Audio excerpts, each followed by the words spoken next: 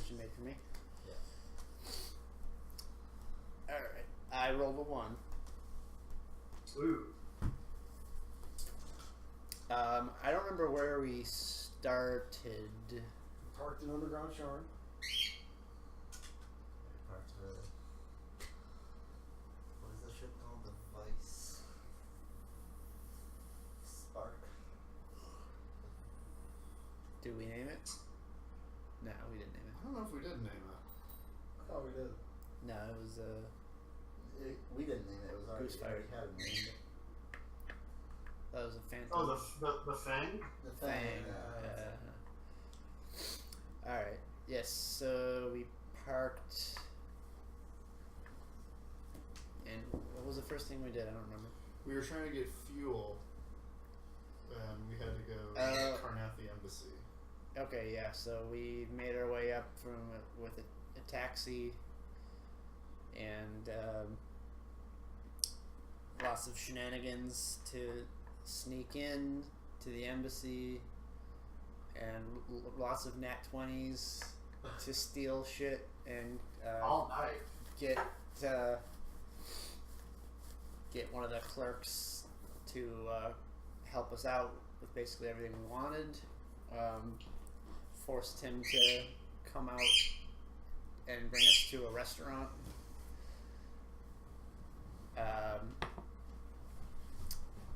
We made arrangements to have a meeting, create a meeting for him with Falco in the Mournland. Yeah. He was interested in the history there, and in exchange, he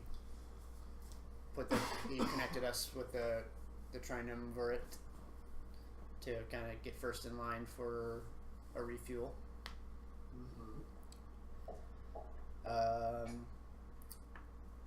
Then we had gotten into contact with Thistle, and we didn't know where the restaurant was that he wanted to meet, so we chased down Mr. Gout, restaurateur. Yeah. Balgus? I think his name is Balgus. Balgus. I imagine the fat cheeseburger guy from Popeye. And you had yourselves a little ratatouille adventure. Yep, so we went to all the restaurants to hunt him down and brought him his a hometown favorite to bribe him into giving us the information. Then we went to meet Thistle at the mud The hagfish. hagfish. Yep. Oh god, I forgot. So we had a big talk about how he's done some work for some mysterious group that seems to have to some extent displaced the Dark Lanterns. He doesn't know much about them, but he's given them made drops for them before. Don't they work out of the hagfish to some extent? Like it's like a meeting place or something? Like a rendezvous point, something along those lines? Who does? This other...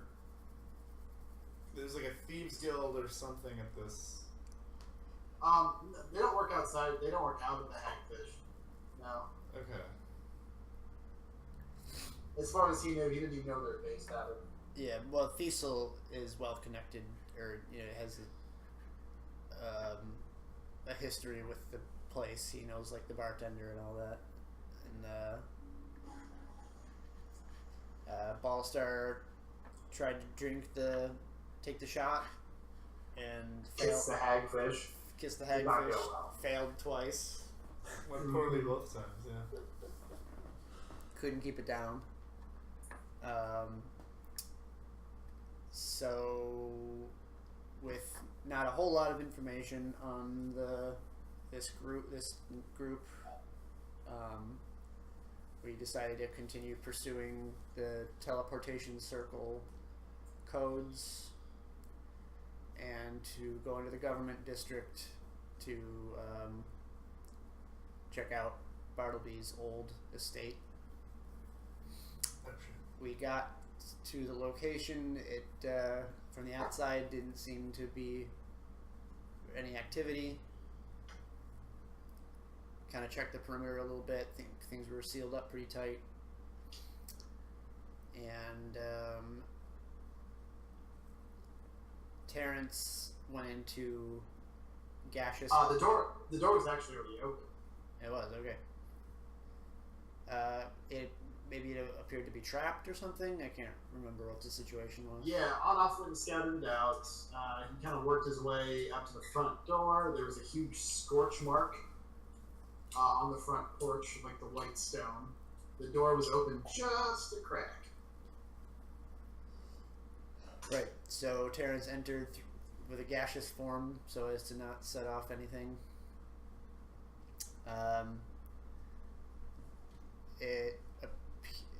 There was a body that was found inside, Mm-hmm. and pretty quickly, some sort of incantation or something. There was a big painting of Bartleby that began to speak, Mm-hmm. and it warned, or it just wanted. It said, "Stay where you are, and someone will come to get you," or something.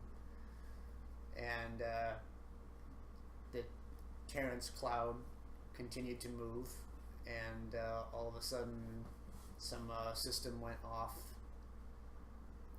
Where was the wall that came up? Was it invisible or was it visible? It was invisible. Big force field. Yeah, some force field contained.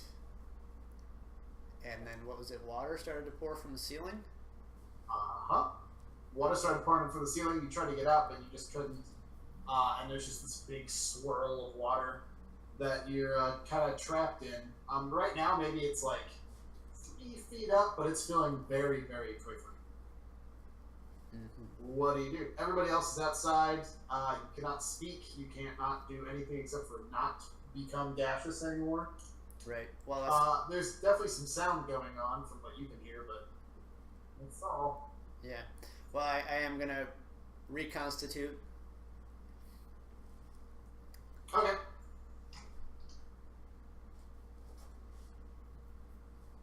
On the run. And I'll immediately try the earring. Okay. Yeah, you reconstitute. Uh-oh.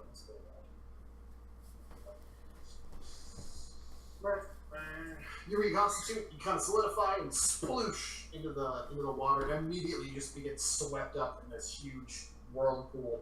As it looks like the jets are facing opposite directions, just pouring in, so everything's just. I'm gonna need you to roll a Constitution check to not get like swept around and be able to talk. Okay.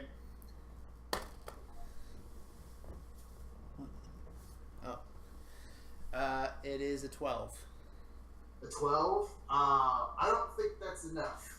As you're trying to swim, you try to grab for the ear, and just immediately just legs out from underneath you, and you're just carried into the whirlpool, swirling about. Okay.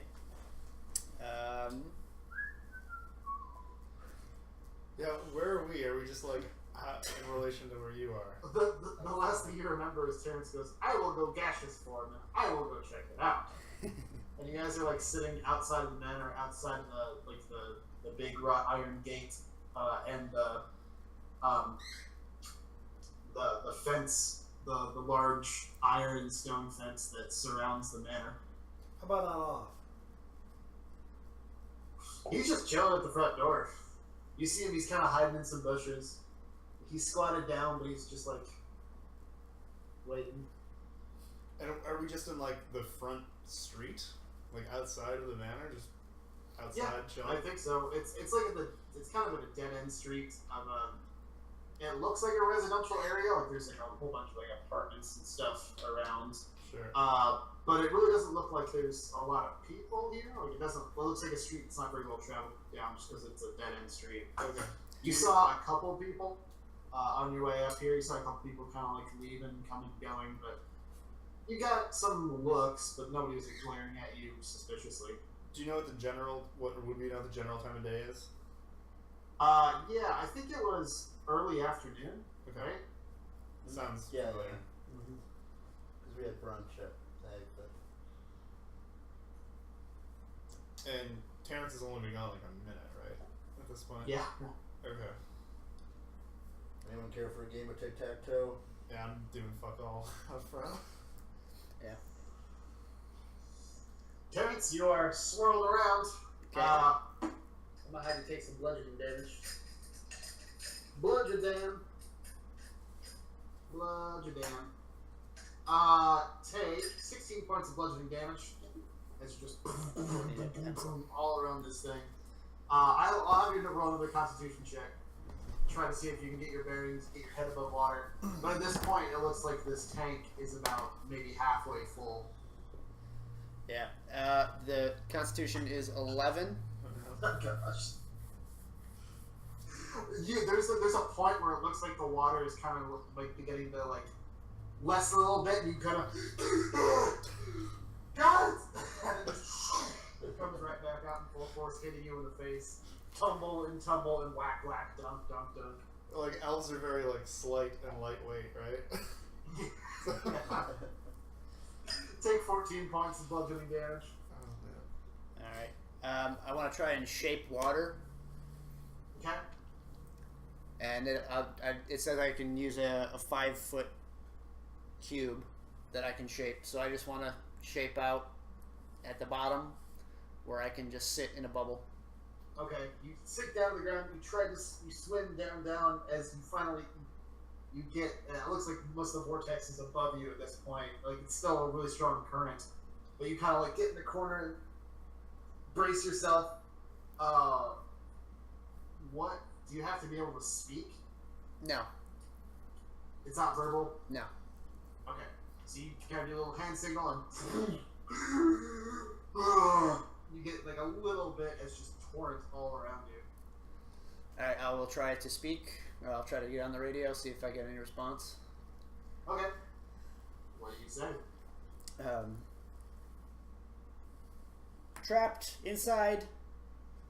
Careful of entrance. Get in here quick. I'm rushing out. Can we hear him? Yeah. Okay. Rush. What door did you use? Okay, there's a huge, like, 15-foot fence. There's like a stone most of the way. And like the top 5 feet is just like sharp wrought iron spears all around the property. Oh, the gate's not open?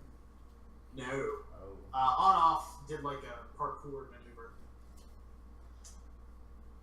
off of a nearby building. Can I try to climb it? Hey, you can roll athletics. Alan, can you throw me over the fence? Yes. You still have your beast and gloves, right? Yeah. You could go big. You I could got probably an throw me 18. pretty easy. Yeah, That was okay. a disadvantage, Mike? Yep. That was a disadvantage? Yeah, it was. Oh, nice. Yeah, you just heavy-handed up. I'm gonna enlarge with the gloves and then try to throw Ballstar over the fence. Okay. Once you get big enough, the stone or the fence is only about 5 feet taller than you. I don't think you have to roll anything. I think you just kind of as he tucks and rolls and lands in the small yard. Alright, and then can I try and vault it or something? Yeah, sure. I don't think you need to roll anything for that, just because you just like climb over it, land in the center. You see on-off is standing in the doorway, and he's got both of his new crossbows out, and he's just kind of waiting for you guys. Guys, come on, let's go. Let's go. You get the door? He opens it. It just flies open, and there's just this 15-foot like cube, floor to ceiling, of just rushing water that's almost completely full at this point. It's maybe got another 2 feet of clearance at the top. And it's just this huge whirlpool. And there you see Terrence at the very, very bottom, like one of his legs is sticking out, and this boot flies off into the into the vortex. And he's just in the very, very corner, just eyes real wide. Does anyone have like a cantrip? Will magic go through this? to dispel magic on whatever's containing the water. Okay. I always have to look this up. It's third level or lower, it's dispelled, and then if it's higher, I have to roll an Arcana check. Or whatever, spellcasting check. Yeah, it's higher than third level. Okay, so I gotta roll a check.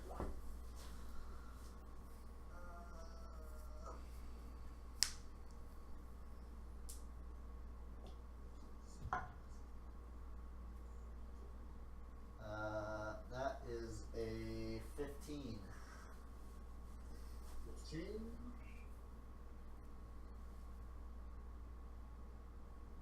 That does it. The water doesn't stop pumping, but the wall around it goes away. As all of a sudden you're all hit with this 15-foot column of water just splooshes all over the front room. I need everybody to roll a athletics check. You're not getting knocked down. Ooh, 17. 23. Crit. Wait, no, athletics. 20. Oh, I rolled a crit. Nice. Did anybody get underneath a 15? Nope. No. Cool. The thing that splurges out, y'all kind of brace yourselves, don't get swept back. The water pipe's still kind of spewing out water in the ceiling. Maybe 15, 20 seconds goes by. Then the water just kind of stops and drains to a drip. You hear a voice just say, "Oh, well, that's just a huge mess. Gross. Sounds like It must smell like mold for ages." It's audible. Is it the painting? Yeah, Does it sound like Bartleby? it does. You look up at the painting, and there's that huge painting of Bartleby, and the green eyes that are almost look luminous in the darkness of the painting.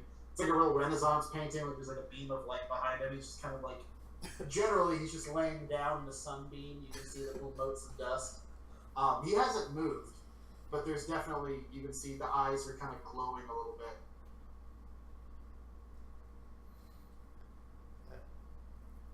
Hello, are you there? Yes, I am here. So I would advise not leaving the rug you're on. Bad things can happen if you leave the rug. Your friend has found that out. So just wait here. Someone will be with you shortly to question why you have decided to come into the house without any permission. It's very rude. Do you recognize us at all? You know we've met, right? The painting's silent. Is it animated at all, or is it just like a voice coming from it? I think every once in a while, it's not like it's a clear HD picture or whatever. It's kind of like somebody is constantly like erasing and then redrawing. But every once in a while, you can see the tail in the sunbeam just kind of like painting wise, like kind of like an animation in oil paint. Just kind of raise and lower very slowly.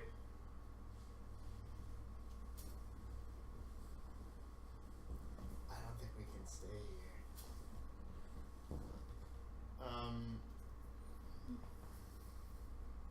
I'm gonna cast Detect Magic just to see what I see in the room.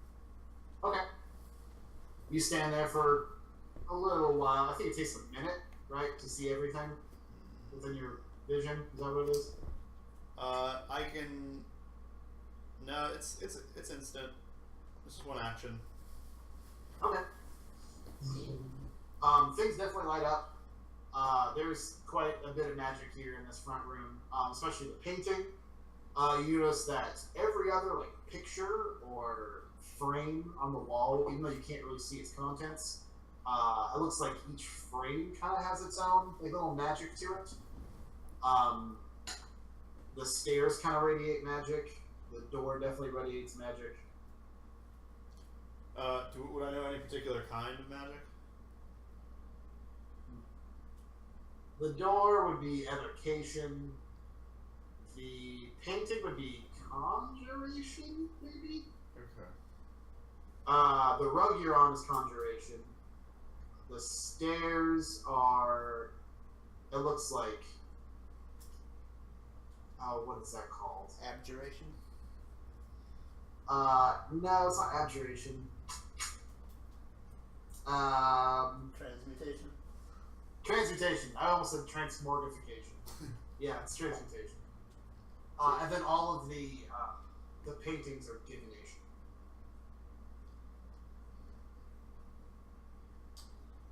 So I'll relay that. So do you think the paintings are like scrying windows, or are they like, you think they're portals? I think that door over there is gonna give us trouble. I'm gonna cast Find Traps. Okay. It's a 120-foot range. Sense the presence of any trap within range. Trap for the purpose of the spell enters anything that would inflict a sudden or unexpected effect considered harmful or undesirable, which was specifically intended as such by its creator. Okay. The door, the rug, the stairs that you can see. And if you remember, like, there's an entrance hall that you're in right now, and there's a big kind of grand staircase that goes up. It goes to like the east and the west. And there's a small door to the side of this little entry hall. That was like kind of like a study meeting room, like sitting room kind of thing. You notice that door is trapped too. Okay. So are we all standing on this carpet at this point? It's all wet and mucky.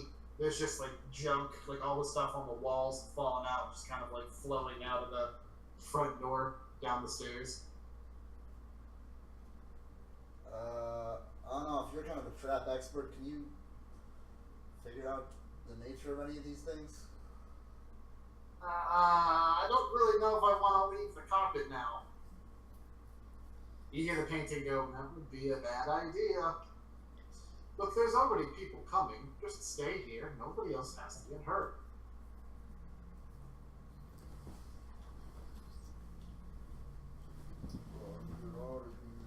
Yeah.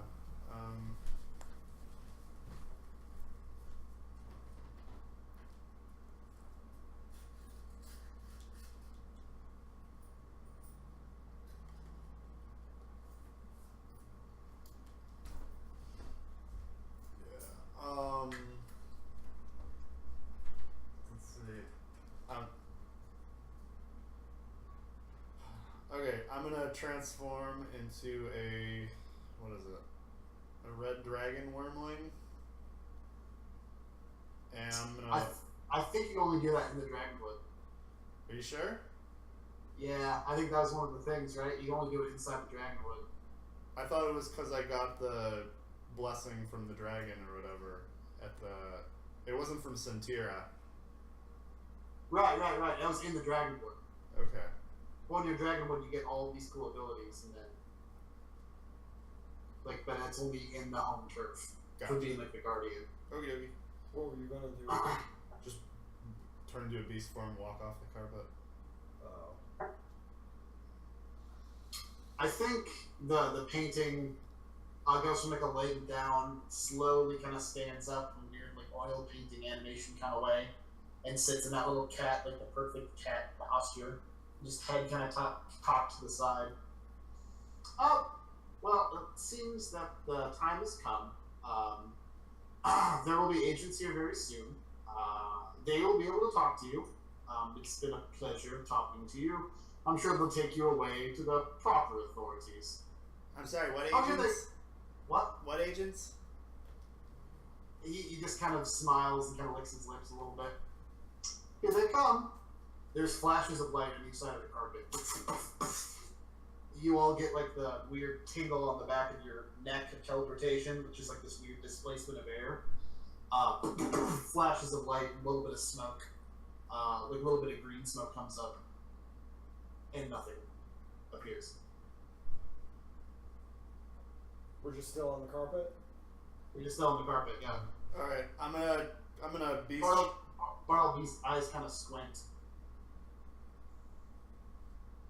Does Bartleby have all of his legs in the painting? Hey, I thought you lost a couple of limbs. He looks down. Nope, they all seem to be there. I take out my badge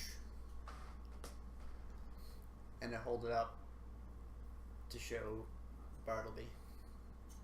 Okay. You kind of walk closer to the painting and hold up your badge.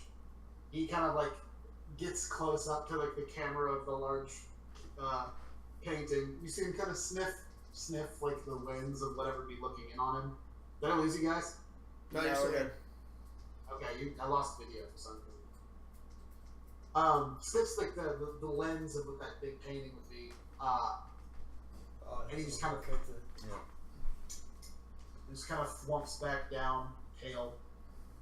I don't know what you're trying to show me, but I'm sure it's great. As you're really close to the painting, you notice there's a large plaque beneath it with some writing, and it says Bartleby. Oh, you moved the camera. I switched. I will be back in a second. It says Bartleby, and beneath it it says, "Make him name his favorite before he eats." Name his favorite before he eats. Make him name his favorite. I pull out the empty tuna can that I still have. And Terrence the trash wizard. I've used this can like 4 times. If you don't recognize the badge, perhaps you'll recognize your favorite brand. This says Bumblebee.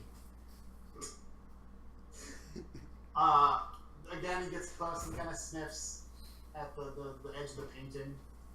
Says, "Oh, that looks delicious." Are you familiar with this brand? Yes, it is some of my favorite, for sure. Favorite what? Food. Do you have a particular Bumblebee variety that you enjoy? Crusted garlic and parmesan's very good. I didn't think I'd like the Tutti Frutti, but it was surprisingly good. Now, salted caramel? Are we talking about the chicken?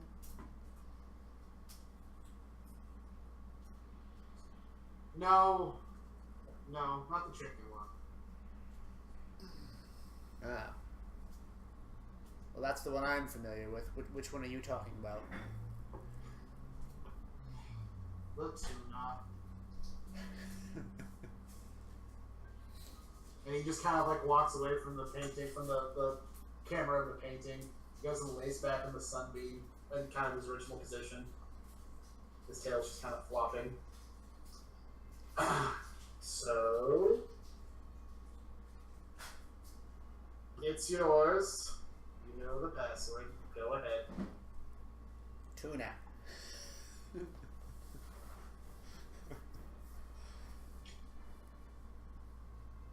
So do we have access to the grounds? You do. Although I can't control what goes on in the Arboretum. They have been negligent in caring for some of the animals in there. So is your being confined to the painting? But yeah, of course.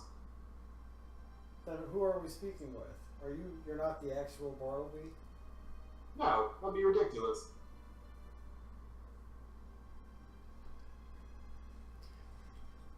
So Do you you're know like the doorman? Say what? So you're like the doorman? Doorcat. I'd like to say host. Do you have records of others entering this house recently? He kind of like begins licking his paws and doing the little cat bathing thing. Goes, yes. Have your systems been bypassed within the last since evacuation of the real Bartleby? His tail kind of flicks agitatedly, and he goes, "Not bypassed. My systems have been completely operational." As his tail kind of flicks in the direction of the body that's now like crumpled into a heap on the side of the entryway, the one in the gray leathers with like the long black hair. Uh-huh. Could I do like an intelligence check or something? Have I seen this painting before when we were last here? The painting, yeah, painting was always here. Okay. It was one of the first things you ever saw. Okay. Because if you remember, you came into this the first time. You came into this hallway, and you saw the big painting of Bartleby, and then the butler came down, and you talked to him like he was Mr. Bartleby, and then he led you up into the Arboretum.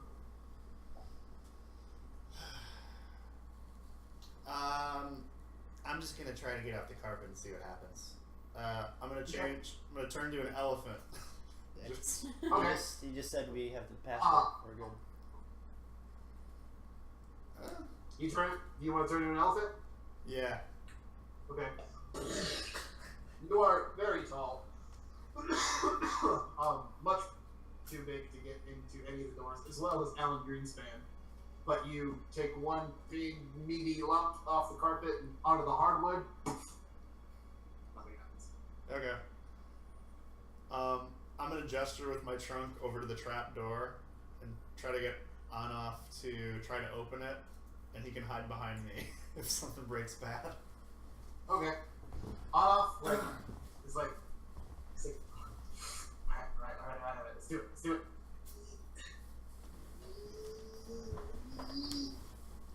He taps the doorknob. Okay. And then runs behind you. Nothing happens. Okay. I open the door with my trunk. Bartleby, the painting just stretches. What? I open the door with my trunk slowly. Okay. The door opens into a small library, maybe about the size of like 15 by 10 feet. It's not big.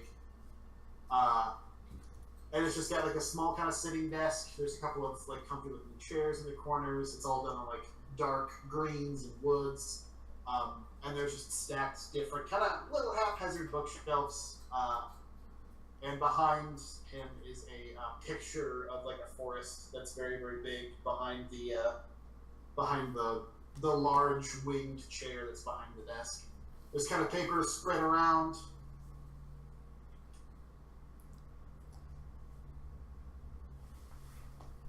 Okay, and that was the door that I saw earlier with the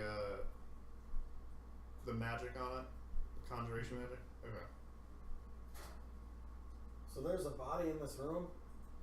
Mm-hmm.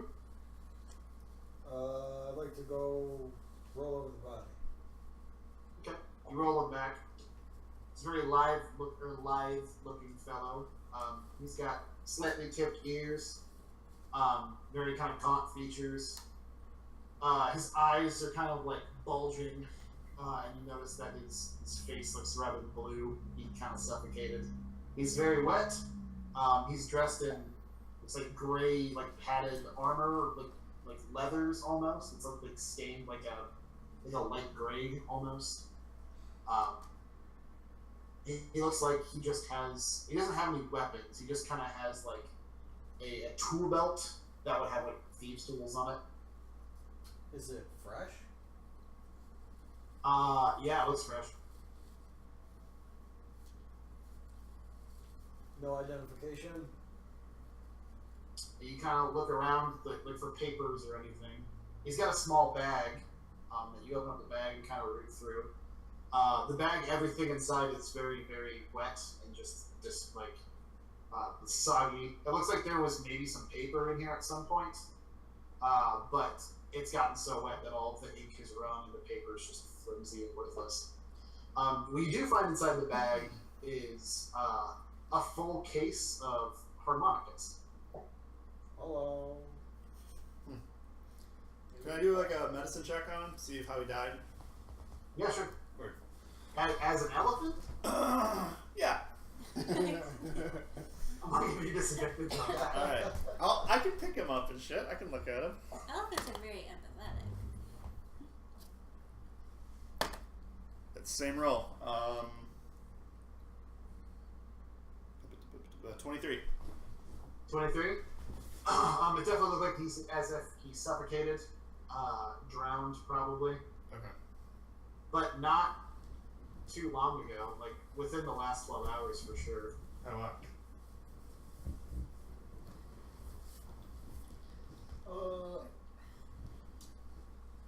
Should I cast Speak with Dead on this guy? Yeah, sure. You can answer. How many questions do you get? Let me check.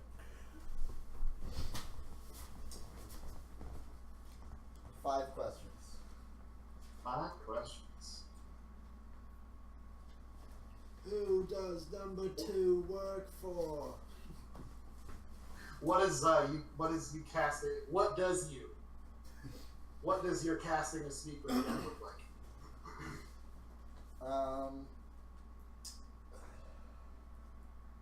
I take out some incense, start burning it, and like getting the area ready, and then I just kind of put my finger on his lips and just.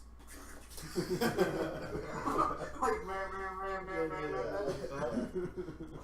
okay. Nobody else sees it, but you do, Quincy. As all of a sudden, like you put your fingers to his lips, and there's kind of like a wheezing breath. His eyes still dead and unfocused. His head kind of like twitches a little bit.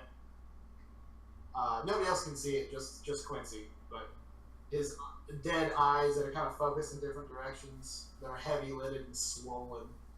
He just turns towards you with mouth agape.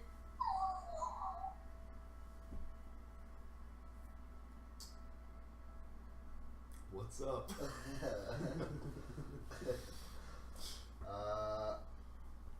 Who are you?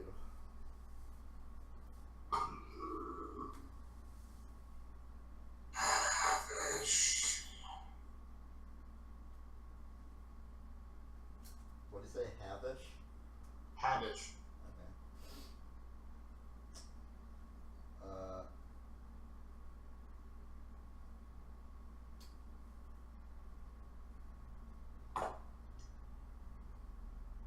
What were you looking for here? We were looking for intelligence.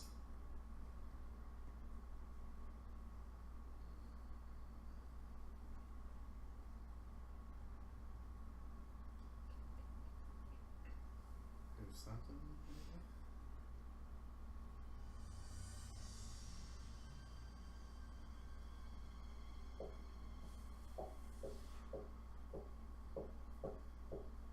Who, what, where, what?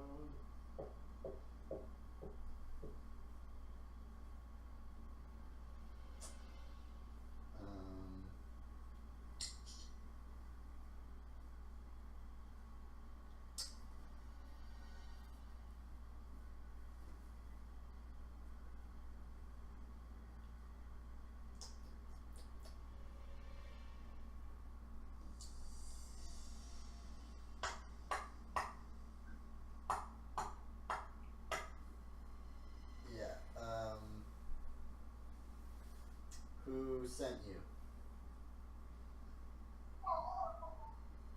The client contracted us. The who? Client. Oh.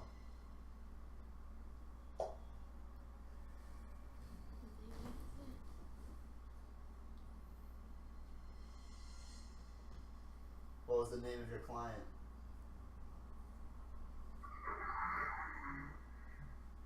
He's kind of struggling. I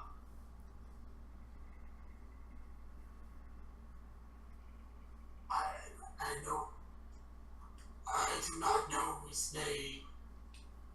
All I know is fall.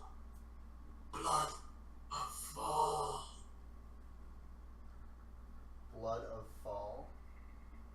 Blood of fall. Fall. Like VALL. VOL. VOL. Okay. One more question. So finding intelligence for Vol. His name is.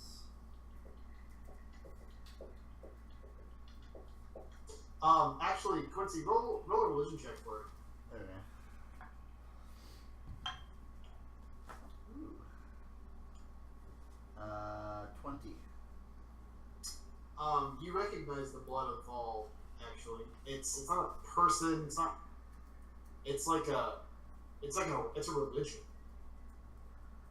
It's like there's like the main pantheon that people like generally worship. Like there's Palor and Helm and all those good people.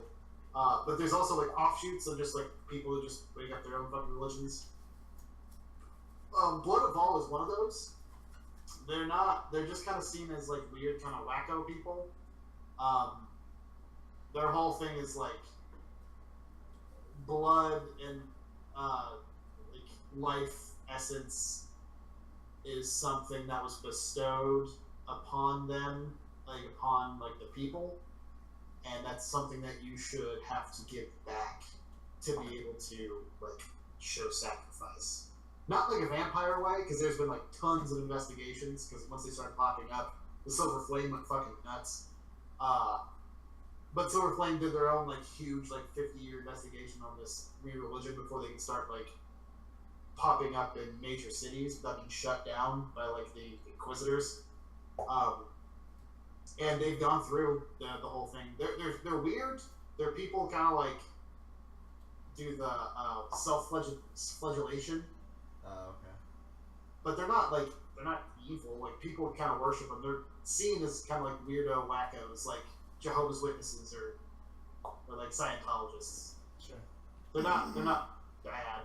They're not vampire-y.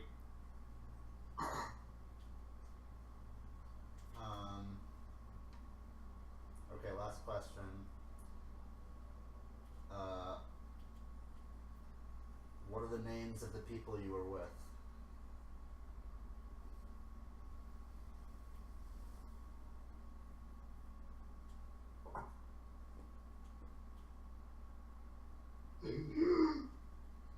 Fargo and Tron.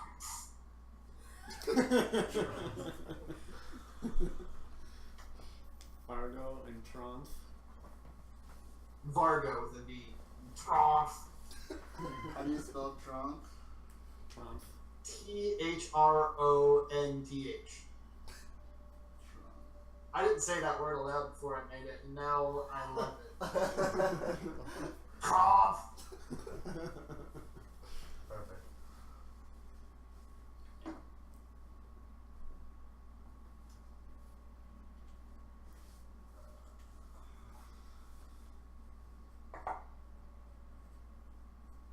Alright, so there's another door in here, right? That we haven't checked out. There's the staircase, the door I opened that leads into the library study. There's a staircase, and then it looks like there's two doors on the left side, kind of right next to each other, and there's like underneath the staircase, and then a door on the east side underneath the staircase. I think you know the staircase, one side goes to the Arboretum for sure, and the other side goes to another wing of the house. Alright, I'm just gonna nudge on off and start checking the other doors. Same thing. I'll be a meat shield if he wants to kind of hide behind me. Which one do you want to check out first? The one by the stairs. West or east? What was where was the initial door that I checked? That was on the east side. But it was like towards the entrance. So entrance, small door, staircase, door, and then two doors. I'll check the door on the west then. Okay. There's two doors. There's like a kind of a big, grand-looking door. It's got like a frame to it that's almost carved like it's supposed to be like waves. It's very pretty. It's very painted, very gilded. And then there's a door right next to it. It's very simple. It just like looks like almost like a closet door. I'll leave it to on off. Okay. I'm opening all the doors. You want him to roll trap things? Yeah. He goes over, checks it over. He shakes his head and shrugs. Looks over the second one. Puts a thumbs up. Alright, I'm gonna try them both, starting with the plain-looking door. Are you still an elephant? Oh yeah. Okay. With the trunk, you grasp a few times. Plain-looking door. It's definitely a knob, so it takes you a while to like, wrap your trunk around and pull it open. Creaks a little bit. From what you can see, you're definitely not gonna fit into it, but it just looks like a simple hallway with like wood paneling. It looks like there's like a green and gold rug that kind of goes down the hallway, goes into kind of a darker area. That looks like it kind of splits off in some direction. There's just one simple lantern that's sitting on a table, just a black iron lantern that's just got a little bit of a wisp of candlelight. It's very, very dim. And there are pictures all over the walls, like paintings. Let's see. Do you think 10 minutes has gone by? Yeah, sure. Okay, so I wouldn't see any magic or anything. Looking at Not those you can paintings. see now. Okay. Okay, I'm just gonna kind of feel around with my trunk, just make sure, like, if there's a pressure plate there, I want to hit it. Okay, just inside.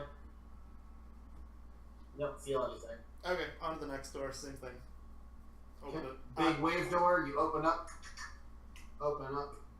into a much better lit area. Mostly because the back north wall is all covered in like floor to ceiling windows. It seems that Mr. Bartleby's mansion is on a dead like drop, maybe on the side of a tower. So it looks like this is an overhang, and these floor to ceiling windows just give you this like crazy view of the embassy district is on a plateau in the middle of Sharn. But it looks like these windows are kind of hanging off that, and just look wide in this chasm, like down below. You just see like Sharn sprawling, like both down and up. Like it's an amazing view. Would I make it through that big door? No. Okay.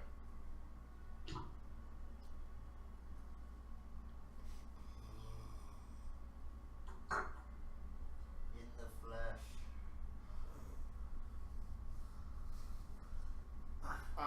Yeah, I'm gonna cut across east to the last door that I haven't opened yet. Oh, he's drilling. Look, he's drilling.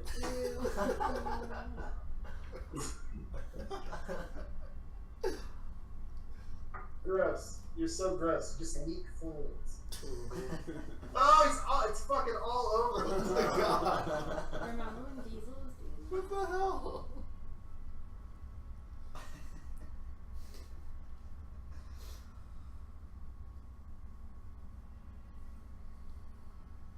So I enlarged. Can I just unenlarge whenever I want to? Yeah.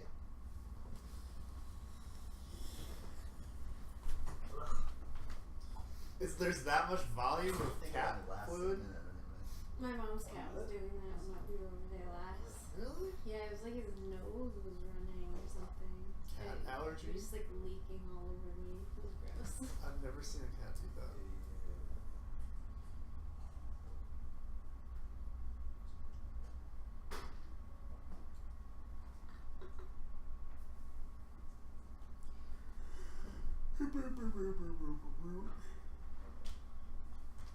So are you guys confused at all about the layout of this room?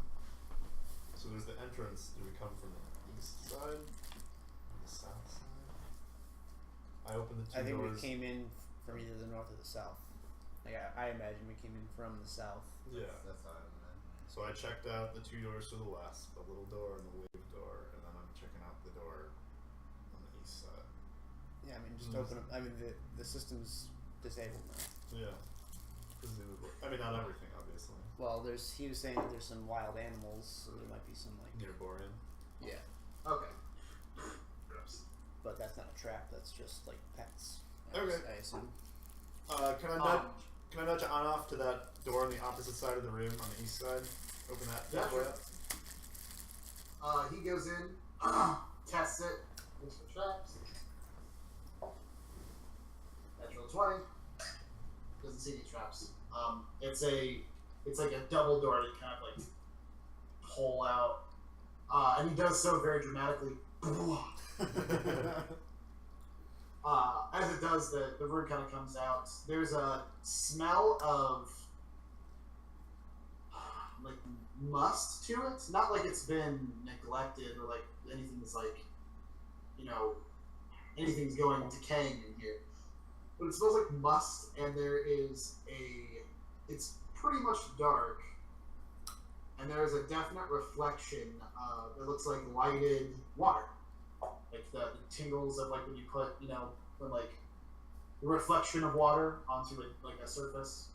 There's like that kind of splaying all along the back wall. It looks like it opens up into a wide area to the east. Any chance I can get through that double door? It's probably wide enough, but I don't think it's tall enough. I hope it's that big. They're like 8 foot tall. I know, but they get down. What is that? 4 or 5 feet? If they really crouch way up. I feel like when they're crouching, they're still taller than me. Maybe. Okay. I Fair. don't know if elephants can crawl. Yeah, I don't think they It can. doesn't seem like something an elephant could do. Okay. Too big. Like, I don't think it would go fucking like solid snake and like you know. Fair enough. I think I've unenlarged by now. Can I go check out that library? The small one? Yeah. Yeah, sure. You walk in, it smells like old bound leather and book glue. Makes you feel good. Reminds you of your home, wherever that is. Wherever you learned to love books, my family. Thunder trees, huh? Yeah. So is it just like a bunch of shelves? There's a lot of bookcases, yeah. And there's a small desk. There's a big, like, winged, kind of intimidating looking chair. But on that chair is just like a perfectly, like, fluffed golden velvet pillow that, like, if a cat were to jump on it, you'd be eye level. Cool. There's cat hair all around it. Is there anything on the surface of the desk? Yeah, there's kind of scrambled papers.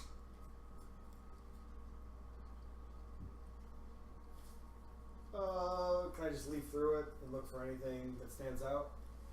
Yeah, sure. It looks like there's a couple of missives of there's missives of like the influx and outflux of expenses coming into the manor. It looks like Bartleby was paying a lot for upkeep. He's got a lot of just like marked upkeep. There's like numbers for items, but there's no like specifically written items. There's supposed to be an import, like, or there's supposed to be an export to see, what the manor is producing, to see if you can, make enough money to keep the manor out. But he's just paying ridiculous amounts of money for, like, no income. These accounts don't add up. Huh? These accounts don't add up. Adam, And see then- if you can find any records of what beasts Bartleby was referencing in the Arboretum. Are there any dates? Any indications in the records, such as what sort of feed, if any? I don't think there's any dates on these papers, but there's definitely a few, like, big draggled newspapers. It looks like he was reading, and all the newspapers are from months ago. There's nothing more recent than 6 months.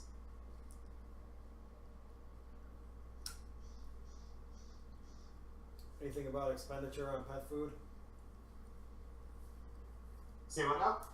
Are there expenditures on pet food? Again, it's just numbers for items. You're not really sure what these are. Some things, a lot of things are weighed in, or are measured in weight instead of like quantity. While they're doing that, I'm just gonna like very carefully test the stairs, see if I just completely break them stepping on them. Okay, there's a definite I stop. groaning in some of the wood. Okay. The second it starts, yeah. Alan, 40 pounds. roll me an accounting check. Just give me like an intelligence check. 2 tons. That is a crit. Sweet. Give me one of those nights. Okay, this is totally something Alan Greenspan would know. You happen to recognize a few of the shipping numbers of some particular items that are on here, like the numbers that are referenced for, items of what's coming in. You recognize specifically water, salt, manure, and tuna.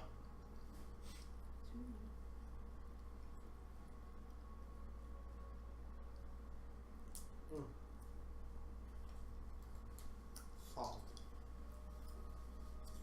Alright, I'll communicate that to everybody. Band's into salt. Tuna fish. So he's nasty for salt.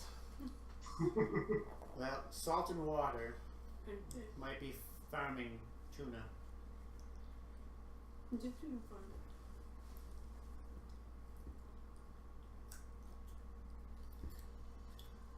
Alright, if there's nothing else for me to do, I'm gonna go back to Gnome.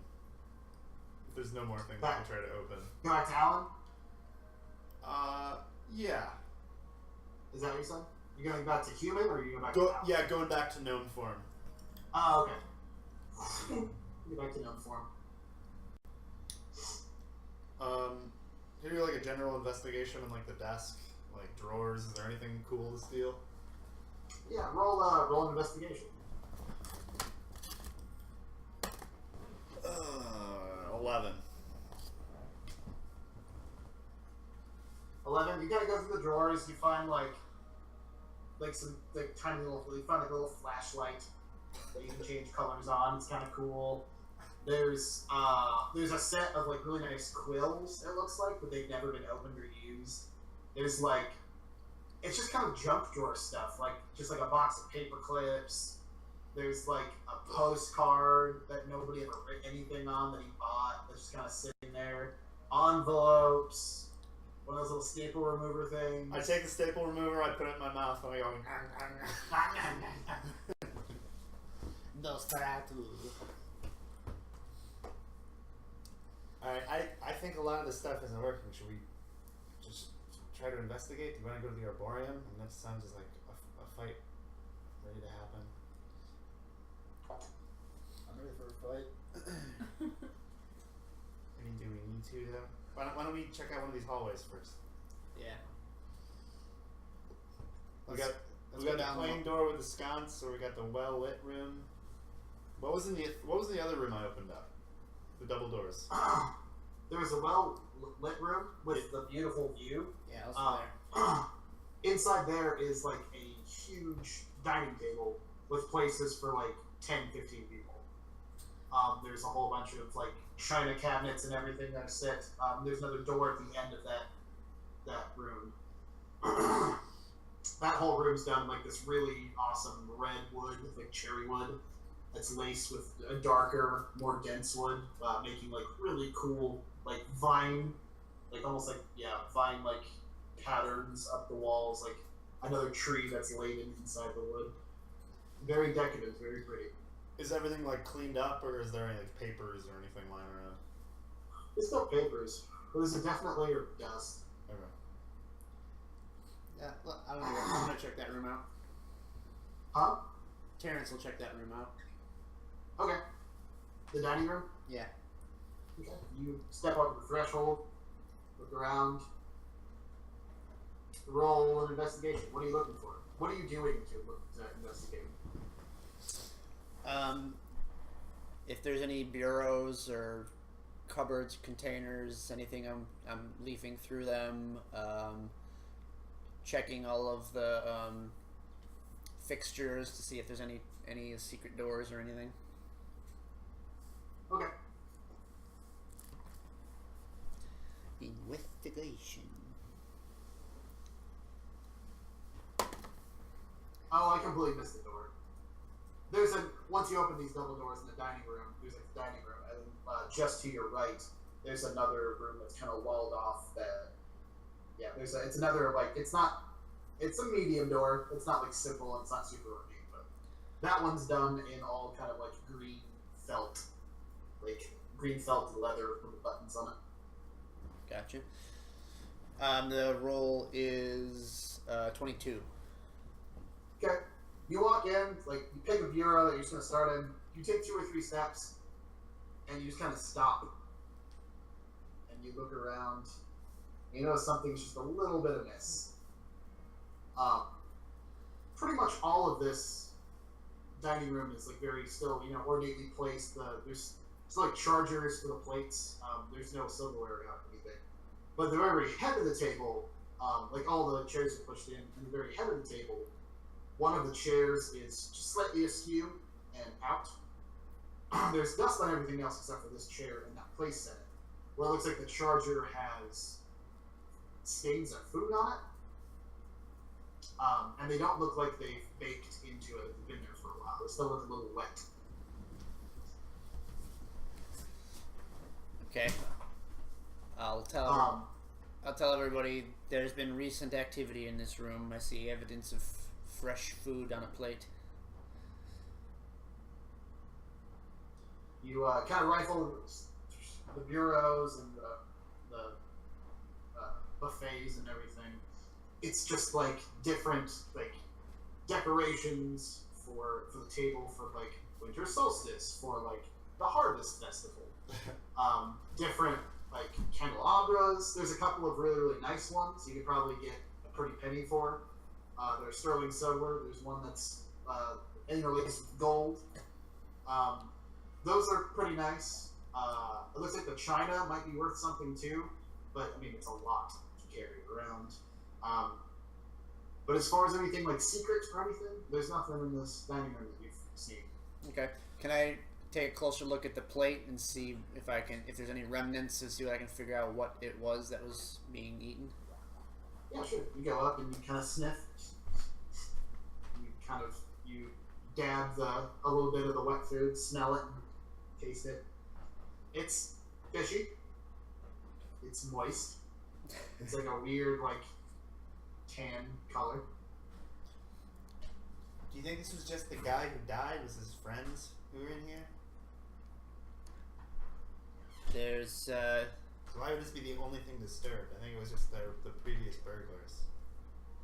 why would they have can I tell if it was a canned tuna or if it was like is it like It was canned tuna. okay, so it's not like Not necessarily tuna. It could have been a canned something that was fishy, but yeah. it was something. Now that you look, it looks like there's definitely spray marks for somebody like opening up a can and like ripping it off and like that. Okay. Certainly possible. Just be on your toes. Did you find other cans of tuna? I imagine there's a kitchen somewhere around here. We can check that next. There's a door at the far end, the far west end of the dining room, and then there's that little green felt door that was near the one. Trey Greenfelty. Yeah. You open up the green felt door into a dark room. There's no innate lights in here. There's like a very comfy looking fireplace. There's a small bar that's kind of set into the corner. It smells like fresh tobacco in here, and there is a gaming table with a couple of chairs pulled up, some ashtrays, and it looks like there's just cards splayed out in a particular manner on the table. I'm looking for a bottle of cactus liqueur. Okay. You kind of stroll up to the minibar, look up and down. There's no cactus liqueur. It looks like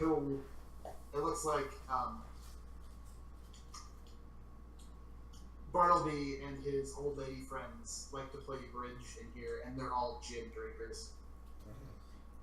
Can I feel by the fireplace? Is it warm at all? Yeah, it's Okay. cold and dark. Okay.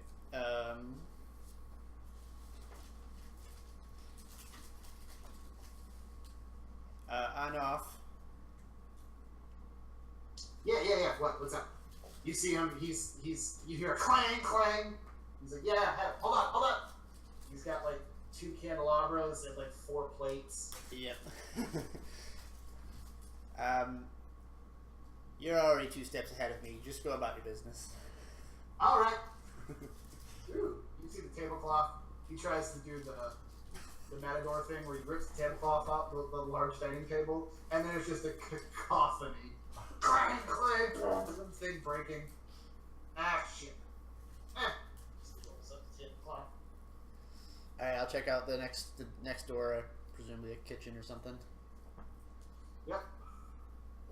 You walk in, and it is in fact a kitchen. It's a semicircle. There's a large stone oven. There's a fire pit in the middle, both dark. There's little preparation stations, a little sink,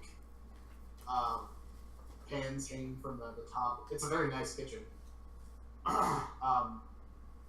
There is, on the north part of this, there's a metal-lined door, and then there's a simple door to the south. So north of the kitchen, on the very, very top of it, is like a metal-lined door, and south is a simple door. Freezer in a pantry. Trying both. Yeah, I was gonna do the same. Looking for recent activity. Any evidence of recent activity in here? Okay, roll a investigation. It's a 26. Yes, as a matter of fact, the freezer looks a little bit cracked, and you notice that there is fresh scales that are kind of laid around a large cutting board, and a little bit of like oily, like fish oil. Okay. All still good? Like, not rotten or anything? It doesn't smell rotten. Whoever was in here last certainly helped themselves. You look down. Another thing that you find that's kind of strange. There's like a large, garbage bin, but beside the garbage bin, there's a big bowl of water that's pretty full, just laying on the ground. On the ground. I smell the water. Okay. You smell the water. Roll a perception check. Okay. Nature. I'm good at those. 24.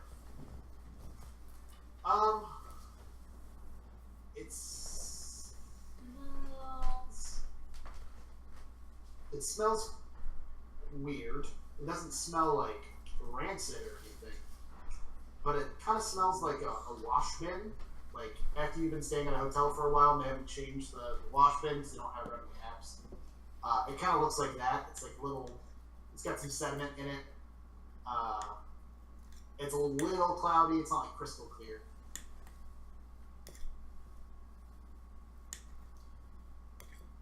Okay, but generally it seems like it's mostly water. It's not like Yeah, it's mixed water. with anything. Okay. Does it look like? What kind of bowl is it? Why is it on the? Why is it on the ground? It's actually a very nice looking bowl. That's the weird part. It looks like it was taken from one of the china cabinets out in the front, in the dining room area, and it's just sitting on the ground, full of water.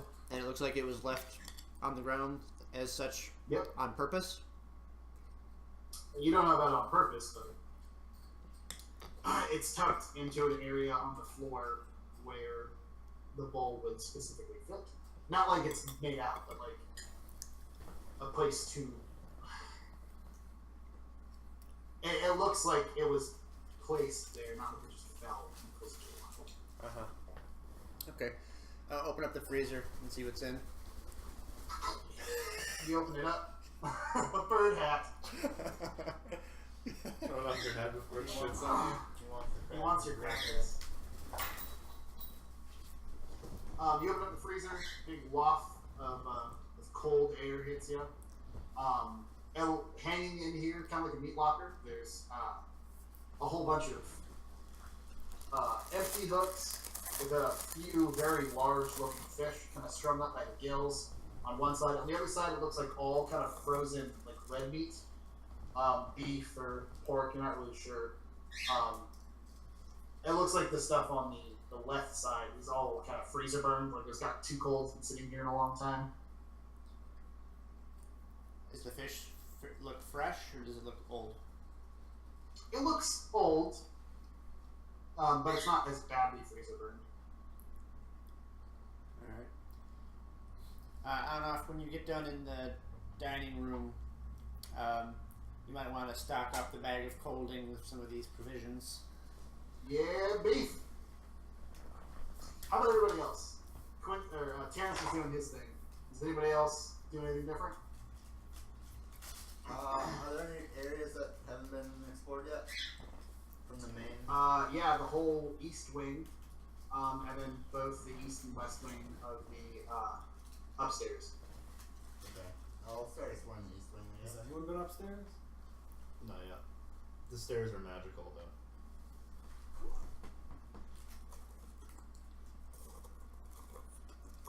Quincy, you just gone by yourself to the east wing? Yeah. Okay. You kind of step away from the group, look into the.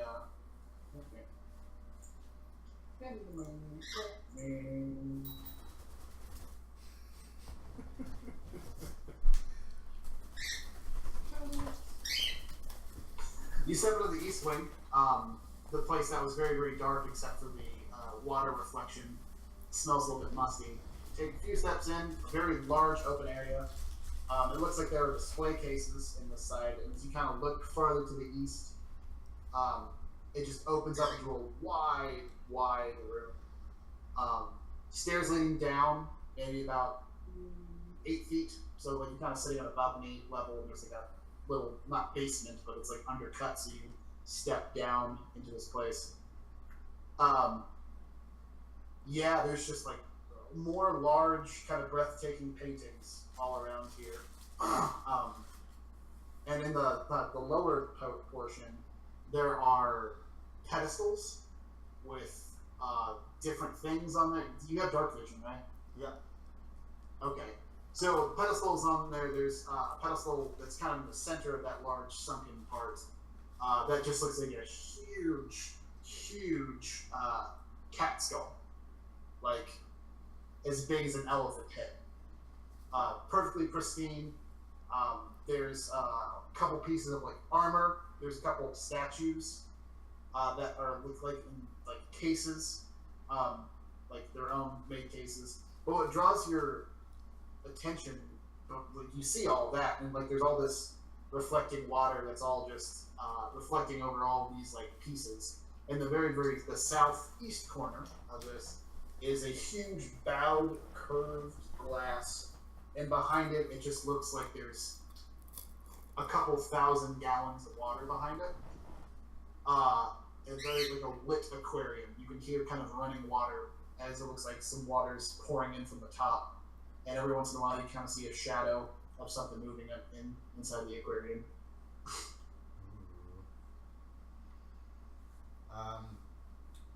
I am going to just kind of stay put for a second, and for the next 10 minutes I will ritual cast Detect Magic. Okay. And once that's completed, I'll just kind of walk around the room and Okay. look for stuff. You said it takes 10 minutes? Yeah. Okay. You walk around the room, admiring some of the pieces. There's small little like, descriptions. Looks like there's a large statue of like a bearded man With like helms kind of covering the eyes. It looks like he got bandages across the face and a huge beard, holding this giant two-handed sword. The two-handed sword itself looks real, but the statue's holding it. It says statue taken from Thronehold before the war. Do I know what Thronehold is? Yeah, Thronehold was the old seat of power. Like it's before there were like 5 nations, it's continents.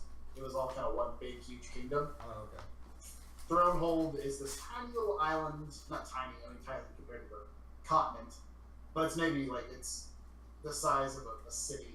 The island is inside of a lake that's kind of in the center, like in the heart. It could be like the left side of this little lake that actually the Dagger River runs into, and that's Thronehold. That was the old seat of power. It was always called the Heart of Corvair. This is where the heart would be. Gotcha. And that is kind of the stemming point of all of the, like that's where all 5 nations kind of touch. Right. They all have a border on Thronehold, and even to this day, it's still like neutral territory. But it's where the old like palace of the whole continent is. Got it. Does the sword emanate magic? Yes, it does. Ooh.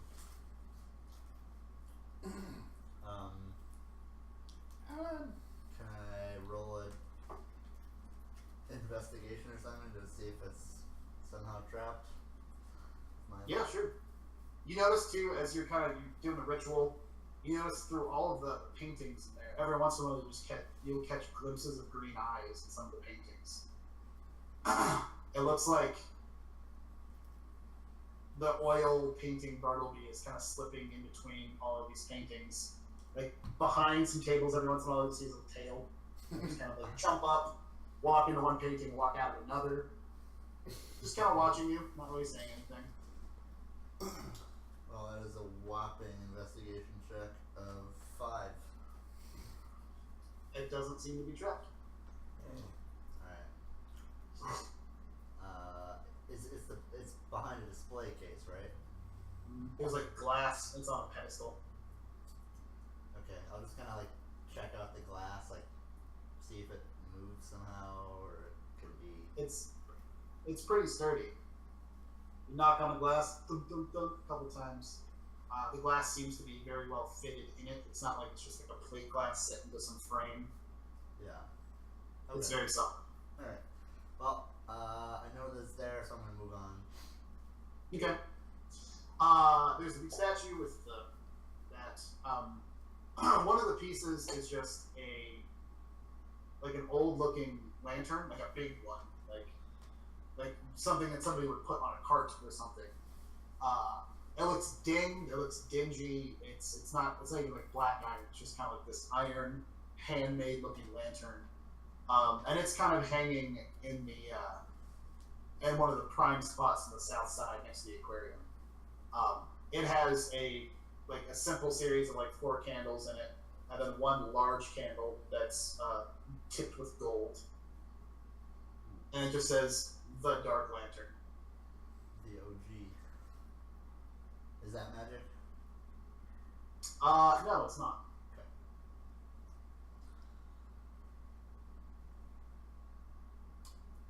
Anything else in the room that emanates magic? The giant cat skull emanates magic.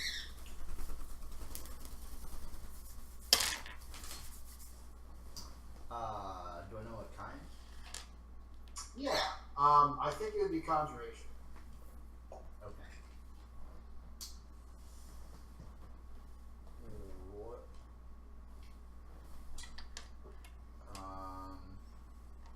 And there are other exits to the room? Actually, no. There's just that exit. Like, this looks like a big gallery, and there's just that one exit back there.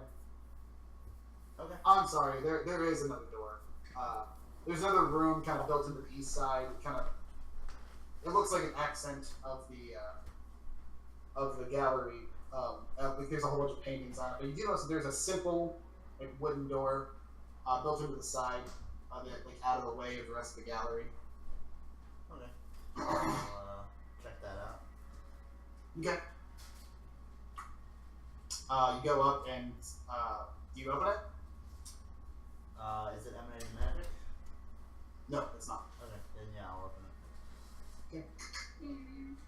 You open it up. You look inside. There is just a very simple living quarters. It looks like a servant's quarters. Small desk, twin-sized bed, a nice chair, a couple of books beside an end table. It's pretty simple. Okay. I'll just quickly check the desk and see if there's any papers or anything. Okay. Try to move the desk a little bit. You do find a letter, like a bag, like a burlap sack with a little letter, kind of like pinned to it, and it just says, "Your service has been exemplary this month, James. Take a little bonus on me." And the sack's kind of full of coins. Oh, there's a sack full of coins, dude. Alright, That's what the note is pinned to. I'll take it. Cool. No How one's much? around here. It's like another 250 gold. Oh, and sweet. Sweet. Ka-ching. Can I wander into the room with the aquarium? Okay. Gonna look around. You see the large cat skull. You see like the lantern. You see the large statue with the big two-handed sword. How big an aquarium are we talking? A couple thousand gallons. And I can't even really see what's swimming in it. It's hard to tell. It looks like there's some sort of light coming in from the upper part, but it's not actually like downlit. There's not like lights into it. It's like some sort of it's like sunlight or something is coming through it. It looks a little cloudy, but it's definitely deep enough that if something wanted to, you can go very, very deep into the corner, and it'd be obscured a little bit. But if you want to try to like peek in and look, you can. Yeah, I'll do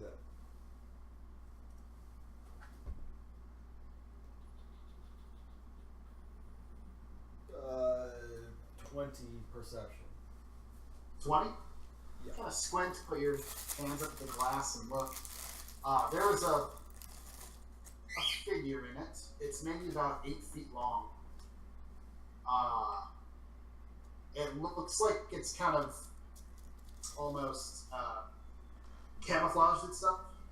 You can see, it's hard to tell the exact shape of it. 8 feet long. It looks like it's got like fins on the sides. It's not like fish-like. It's got like fins on the sides. You can kind of tell where maybe an eye would be, but it looks like it's like the figure is broken up by some sort of camouflage. Can I call to like the paintings and just say, "Hey, host"? You hear a thump in one of the paintings as there's like a bowl of fruit, and Bartleby just comes jumping out of one of the corner of the painting. The fruit kind of a berry comes and like rolls off the table. He sits down on the table and goes, "Yes." So I noticed lots of expenses on salt and water. Can you tell me what's swimming around in this tank? Oh. Guest, I would like you to meet Trisha. Does Trisha need to be fed or anything since since the house has been abandoned? Quite possibly. Nobody has fed her, but Trisha's a unique being. She can last a long time on things other than mundane sustenance. Is she trapped? I'm not sure what you mean by trapped. I mean, does she want to exist in this cage? Oh, I think so. Mr. Bartleby and her got along swimmingly. Can she speak? No, not directly. She can do some telepathic if she wants to, but she's very shy. Okay, what are the chances of me getting my hands on that sword right there? The Sword of Galifar. Galifo, yeah. Galifar. Galifar. I don't think the I don't think Mr. Bartleby would want you to take that from him. It's a very fine display piece. But it's not a practical weapon. It's very large. Would you call it great? I would call it great. Maybe a little wondrous as well. Do you think it compares in size with old Leonard here? Yeah, absolutely. But this one is like Leonard, I think. Where did you pick up Leonard initially? Oh, I don't know. Didn't you get it from the airship crash? The green guys? Oh yeah, it was the Emerald Claw? yeah, the Emerald Claw guy, right? Oh, I don't remember. Yeah. So tell me what Leonard looks like. I think it's bluish in tint. Probably ornate around the belt. About a big Okay. face at the end of it. It's got a what? At the very bottom of the Pommel? handle. Yeah. What? The pommel? Like Scrooge McDuck. a lion head or something. Okay, yeah. So it's very regal looking. Yeah. Yeah, it's this the Sword of Galifar is very comparable in size to Leonard, but this one seems almost bigger, and it's a very wide.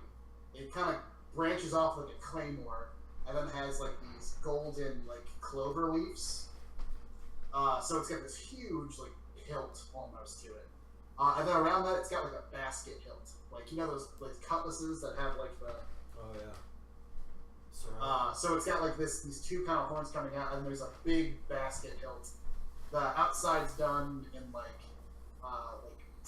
a silver metal and some like brass metal almost. Kind of goes out and reaches to like a handguard. But the inside's just like this beautiful velvet that's like pinned with gold on the inside. There's even some sparklings and some like gems. The blade itself is very wide. It's very straight. It doesn't like taper to a point. It's just kind of like this big block of.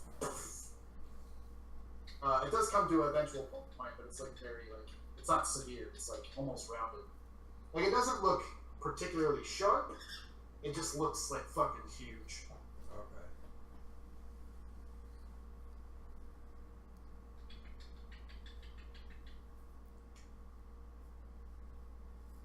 I don't know. All I'm saying is maybe I can try it out.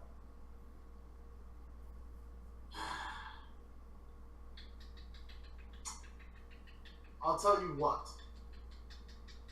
Nobody's been here for a while.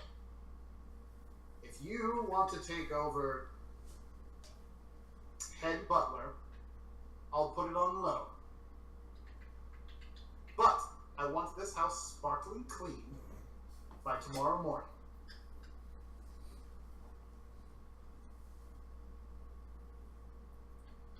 You got yourself a deal. Yes.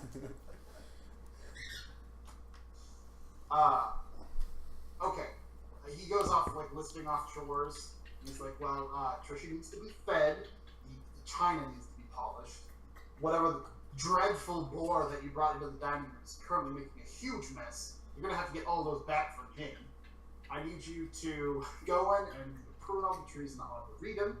I need you to go and find Gizzet. I have no idea where he is. I haven't seen him in weeks. Stop. He keeps Gizzet? evading me. What? What is Gizzet? Oh, I don't think Mr. Bartleby would like me talking about him. You might just have to meet him for yourself. He keeps it very hush-hush. Is Gizzet in the building? I think you're over on the other wing. Yeah, probably.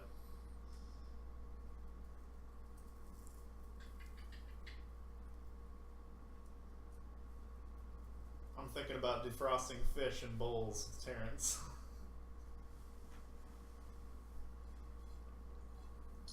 The sword, after he tells you all the chores, he goes, I want this back, alright? You can have it for a month, but you need to put it back into the cage after whatever sort of chore you come back. And if you don't bring it back, I will know, and I will tell Mr. Barnaby. You'd be very upset. Alright, 1 month and we will renegotiate at that point. Deal. He kind of nods his head, and like you hear a little, and And it opens up, and the little statue kind of like pushes out a little bit on a pedestal as it kind of extends out. you said his name was Grundle or something? The Sword of Galifar. Yeah. It was owned by 13 generations of the old king before the Great War. It is a royal sword from Thronehold itself, from the Royal Armory.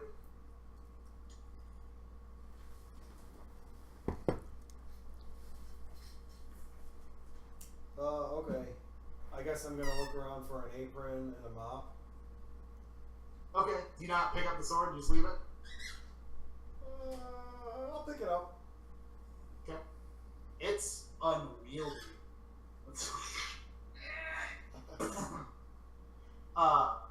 You pick it up. It's very, yeah, it's huge and heavy. It's much bigger than Leonard. It's a little gaudy on the inside. It's in where there would be buttons that are like pinning the velvet. It's like diamond-headed pins.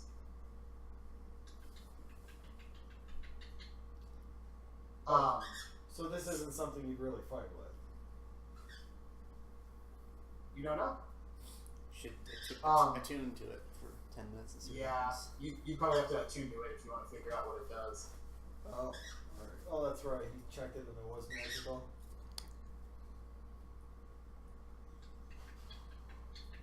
Okay, yeah, I guess I'll set it down and Spend some time with it. go down the list. Well, I wanted to pick up some chores. Okay. Mr. Bartleby takes you to the servants' quarters inside, and he shows you there's a small little closet inside the service quarters that has cleaner and mops and buckets and brooms. Alright, I'll get to it. On-off comes behind you guys as you guys are, after you do this, you're sweeping, and On-off's like, the hell are you doing? Oh, if you could just not knock over any more dishes, that would be great. Are you fucking serious? Yeah, I need to get this place spick and span. Oh, you need to get a fucking spick and span. Alright. Oops! He drops the china on the floor and shatters. Oh, clumsy me!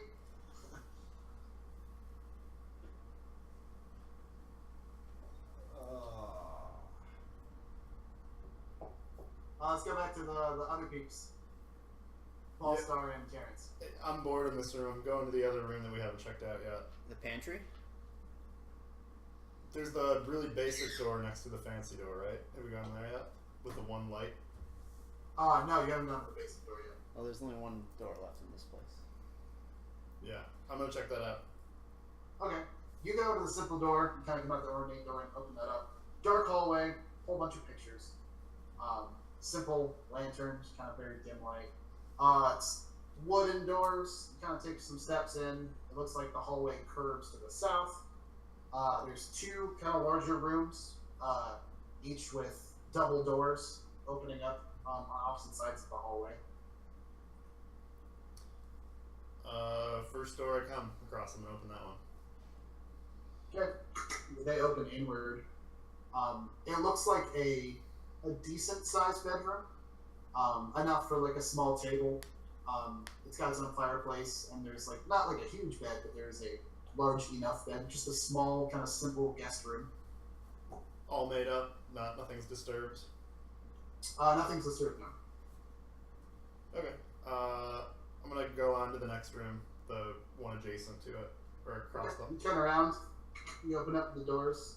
It looks to be another bedroom, but you see a flash of motion. As soon as you open up the doors, you hear scramble, scramble, scramble. Something falls to the ground. You see movement in the dark. Can you see? Do you have dark vision? Not anymore now. Okay. There's definitely scrambling. You definitely see some movement. Like it looks like some of the bedding is like pulled off. Hello? Nothing. No response. No response. I'm just gonna call over the earring. Hey, something's here. I don't know if it's an animal or what. Oh, I'm supposed to meet somebody. Where are you at? Just the basement. You're not in the basement. You're just on the west wing. Okay. I'll join him. Okay. Everybody meets up in this small room.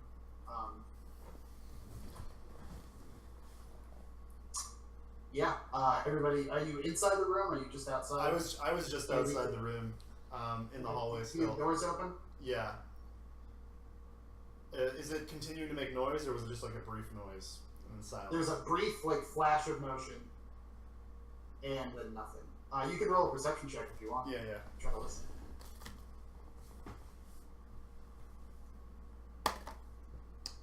20 total. I think a few people arrive. I think Terrence arrives first, and while Alan, Greenspan, and Quincy are on their way to the other side of the manor, you hear a very, very soft but very, very audible, just because everything's really still. You hear a small little click.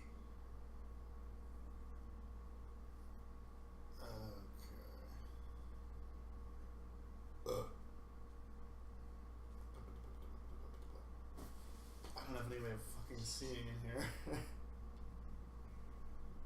So Terrence is with me? Mm-hmm. Terrence, can you like I'll also give you. I'll also give you with the perception. It definitely smells different in here. Everything else smells like dusty, but it smells like there's like been like, you know when you haven't cleaned your room in a while and there's like dirty laundry everywhere. It just has like this like lived in smell? it's like a like a dude smell.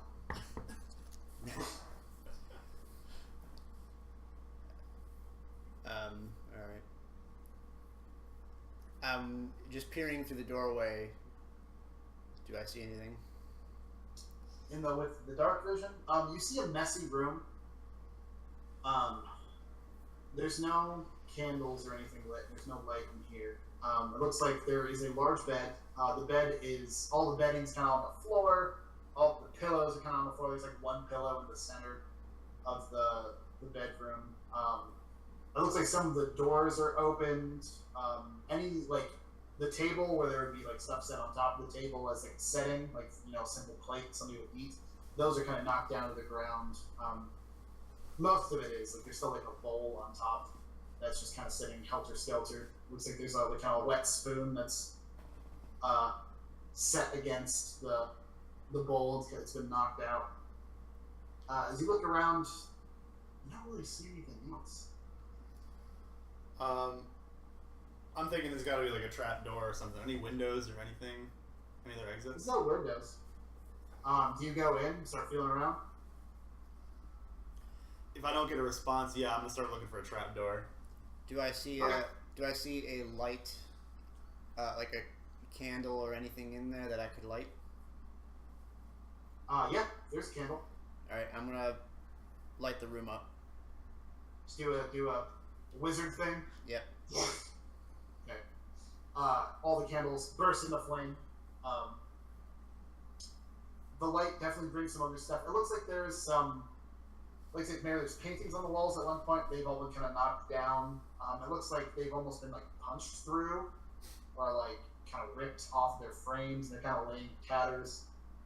Some of the books are just like ripped up too, like laying. It looks like some are in the fireplace, but they're unburned. And as you kind of look around, and I think Terrence or Quincy and Alan Greenspan both show up at this point. You notice behind the end table, as you look, the end table is like scooted out a little bit. You kind of look behind, and there is indeed one of the panels of the wall is just open. It's maybe 3 or 4 feet tall, wide, maybe enough for somebody to crawl through. Okay. Does somebody want to go out in the hallway and see what room is next to this one? I can go in here. This is certainly no animal. Yeah, I'll go out and follow the wall, I guess. Okay. You go out and see possibly where this kind of led. You look to the north, which looks like where the passageway is heading. And the next room, just to the north of that guest bedroom, is the pantry. I'm gonna stealth, try to sneak into the little Okay. way. I'm gonna cast dark. Stealth. I'm gonna cast dark vision on myself. Okay. Oh fuck. 8 total stealth. 8? 8. I think you walk into the kitchen. I think there's a night vision thing where like you cast dark vision on yourself and you turn the corner and you see the lamp and it's like blinds you for a second. And as you're like Jesus, you kind of stumble, you hit a painting behind you, and the painting crackles or rattles to the floor and kind of breaks. Loud noise and like everything kind of focuses back in. You get back to dark vision. I sneeze twice and give a thumbs up to everybody and go in the crevice. So you go into the kitchen. Yeah, through the trapdoor. Oh, okay. So you go into the guest bedroom, crawl through. It's good enough for your size. It's almost a little roomy for you, but you can easily make it. You crawl. It looks like it's definitely carpeted, which is weird. The secret passages. Can I do like a? Does it look like there's any pathway, like with a carpet, like any kind of tracks I could follow? There's not really any tracks. I mean, it's like a vent almost. Okay. I mean, it's wider than a vent, but like you can just kind of get down your belly, and or you can probably just hand me it. Sure. Anybody else would maybe have to if they were bigger. Yeah, it just goes north, so you can scroll your way north. The temperature gets a lot colder as you see there's another like open door. You look inside, and you're inside the freezer. Okay, I'm gonna say this turns over to the freezer. Can somebody kind of go around and cut him off? Yeah, I'll run back toward the entrance, see if I notice any activity out there. And like, Okay, you run out to the entrance, kind of look around, roll a perception check.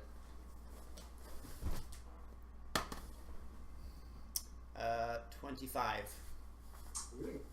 With a 25, you don't feel or see any movement here, but you definitely see a little bit of movement just inside the ornate door where the dining room is.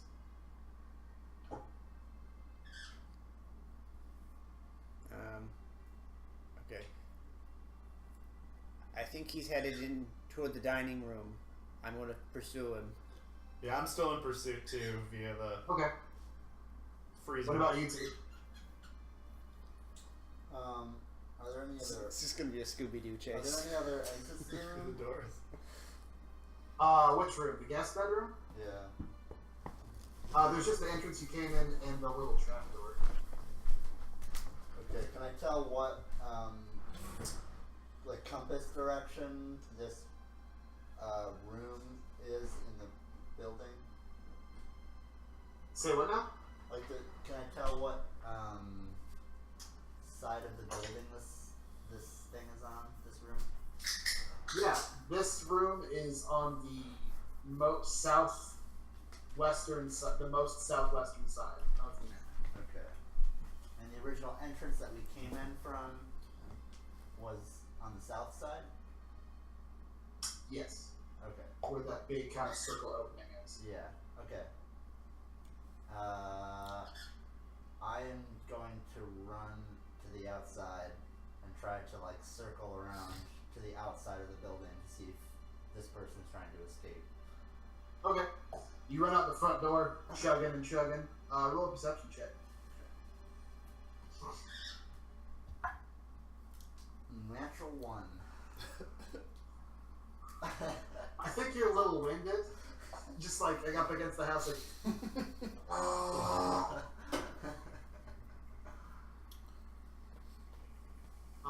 Terrence, you run towards the ornate-looking door. You hear some more scrambling, and you hear it inside of the bridge room with the velvet green guard. I want to run it, just keep running in to see if I can catch sight of it. Okay. You run in. You do see some movement. You don't catch anything, like any person, but you do definitely see a door in one of the panels that you hadn't seen before. That's just kind of like open. It looks like it's normal sized door, but it looks like one of the wooden panels that just like blends into the rest, and it's like pushed open a little bit into another dark room. Another secret panel in here. I'm huffing. Huffing. What about Alan? You know, I'm just to save time. I'm gonna cast reduce on myself and then just keep chasing. Okay. What's that? With all the back and forth, I think I'm just gonna set up shop, like in the great room where the carpet was, and just see if I can catch any coming and Okay. going. You just kind of sit and wait, leaning on your new sword of Galifar. Terrence and Balsar are both going down to the secret room. Yep. Okay.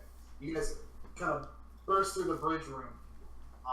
It leads into another small, like kind of curved, like cement hallway that's unadorned. There's no lights or anything. It just looks like rough hewn stone. As you reach another, you feel a draft actually coming through here. As you reach another part, it looks like maybe you're behind the staircase at this point, from what you can tell, like behind the wall. And there's a little bit of a draft as you reach another kind of square room, and it's like bowed, so like you guys are running this way.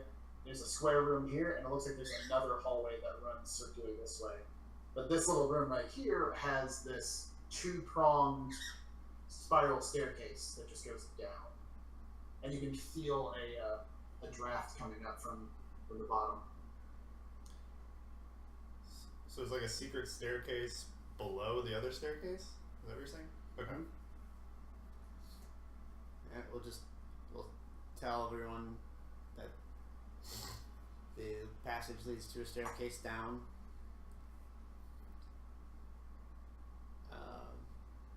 Should we just both go down? I don't know about any like basement that I was told to clean, right? No, you weren't told anything about a basement. How big was the entrance to get in here? It was normal. Okay, so anyway you can fit through. Alright. Yeah, I'm just gonna say where we're going. Me and Terrence are in pursuit. Yeah, I'll Where you going? follow. Along the curve, or you going down? I'll go in and take the stairs. Okay. Quincy, you coming, or you just still huffing outside?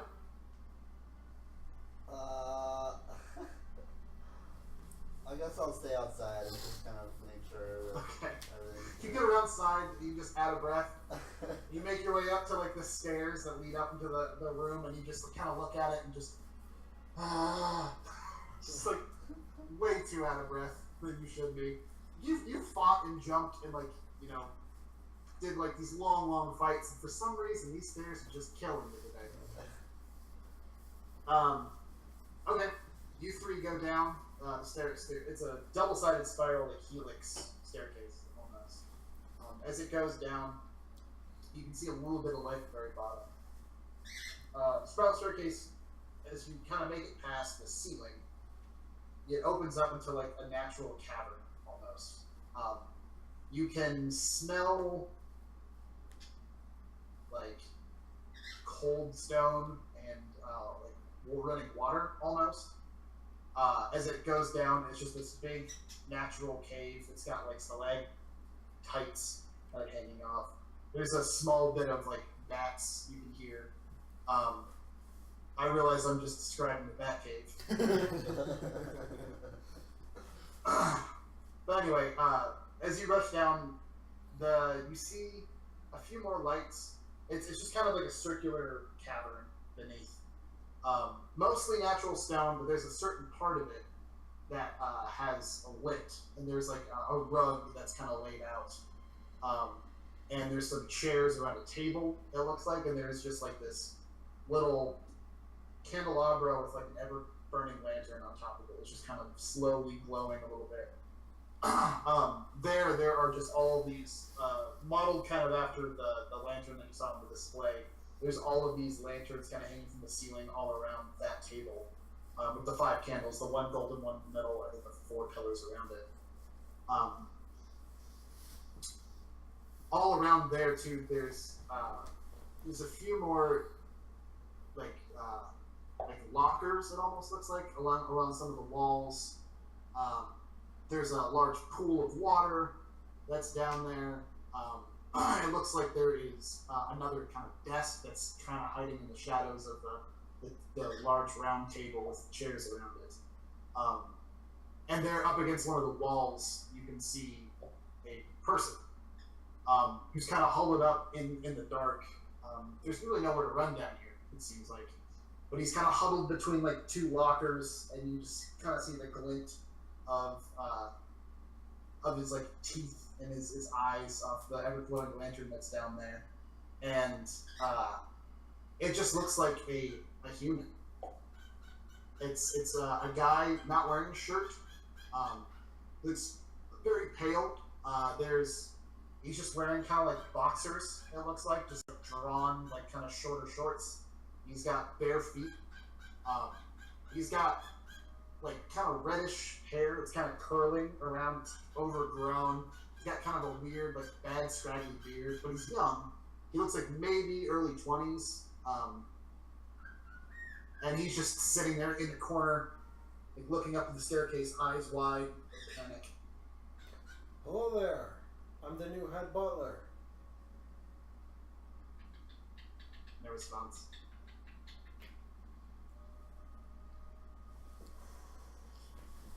Do you like bananas? No response. You can see him, like, he's shifting his weight a little bit. Puts, like, a hand down, he's crouched. It's his pet human.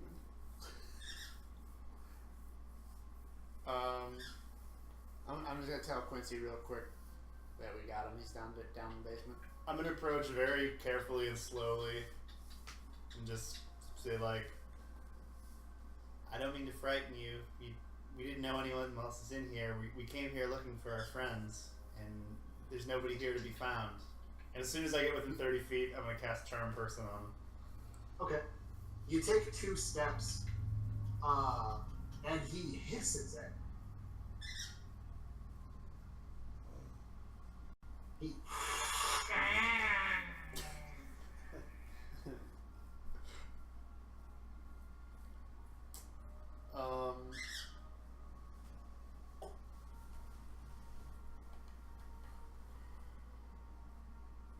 Oh, Charm Person. But he has to roll? Yeah, that's gonna be a Wisdom save of 18. Okay. Oh, he fails. He goes like from that, like his hackles are out, or he doesn't have any hackles, but he's like crouched down. He goes from that, and he doesn't stand. He still stays crouching. He kind of leans up, and it's not as tense as you start to approach with your hands up.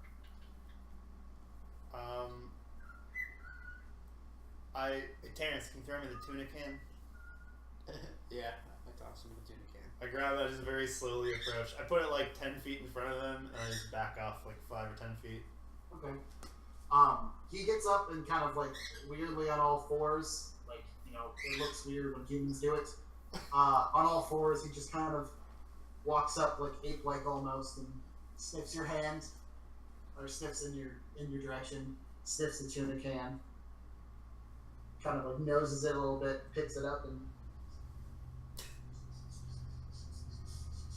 like that. You can see he's drooling a little bit. I'm gonna reach my hand out so we can smell it. He very, very, very, very carefully approaches you and sniffs it from maybe 6 or 7 inches away.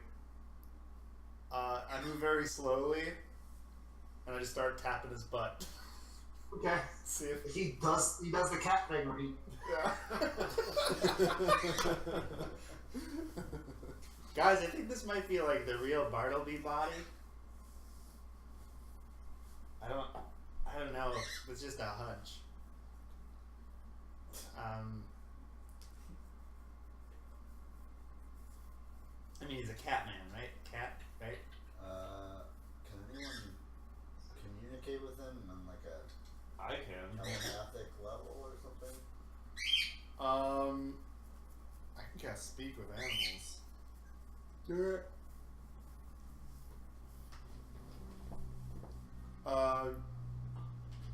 Yeah, I'm gonna cast Speak with Animals on it, see if it works.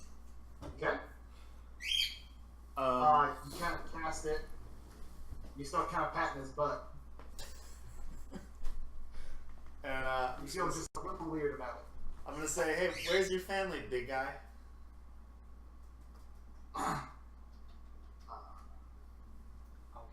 it. They're all gone. They're all gone. I haven't seen them in a long time. I've been here by myself. Who are you? Oh, I'm a friend of Bartleby. We came to visit and we couldn't find him. He's not home. Oh, I thought maybe you brought it with you. That sucks. No. Are you alone here? Anyone else live in this house? There's the painting and Trisha. Is Trisha nice to you? Trisha's nice to me. Does Trisha talk to you? Sometimes. Okay. How can we be friendly to Trisha? Oh, you might have to be there when I feed her. Oh, would that be okay? We want to be friends with Trisha. Maybe. It took me a while to be friends with her, but she's the only other thing in the house besides the painting. He doesn't talk very much. What does Trisha like to eat? Oh, I give her some of my soul.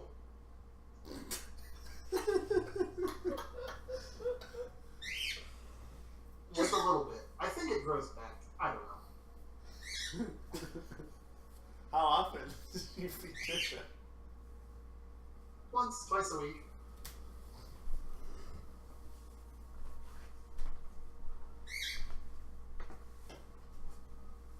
Did anyone else used to feed Trisha before they left? James did. Is James here? No, I don't know if he made it. Did a lot of bad people come and tear the place up? No, but what? They didn't tear the place up, they took James. Oh no. Did James get hurt? I think so.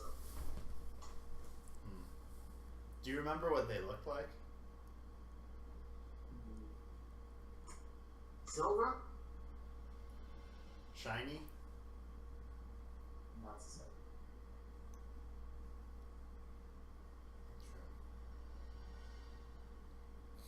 They tried to get down to the basement, but I wouldn't let them. They don't I know. triggered all the buttons, and all the buttons did all the things, and they left. Oh, do the buttons still work to help protect you?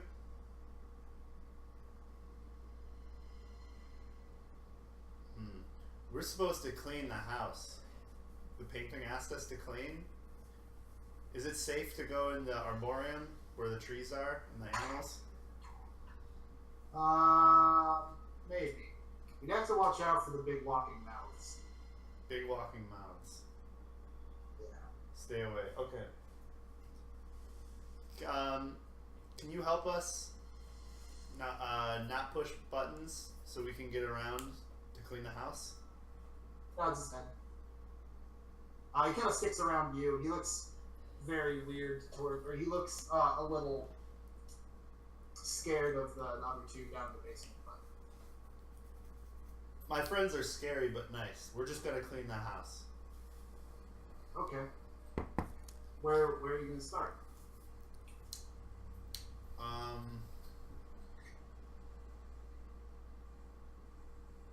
I don't know. Alan, where do you think we're gonna start cleaning?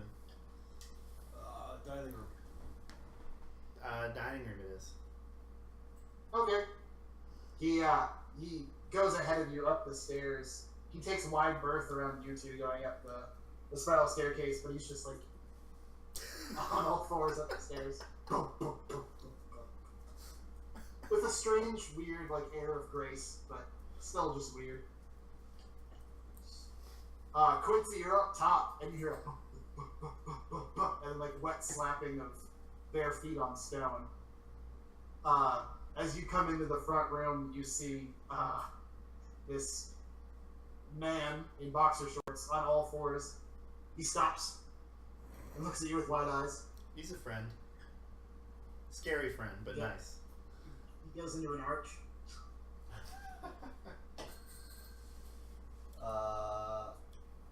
I just kind of stand there because I don't know if he's trying to run or what. We're behind him, right? Yeah, you guys end up following him. Okay. Okay. It's cool. It's cool. Alright. I slack my posture and just kind of move aside. Okay. He watches you until you're far enough away, and then trots into the dining room. On and off is in the dining room currently. He's just shoving shit into the bag of holding. He's like, I got one of the china cabinets. I don't think I like those though. They might be pricey, but I don't like the color. Cleaning. I give a thumbs up and just say cleaning. What's your name?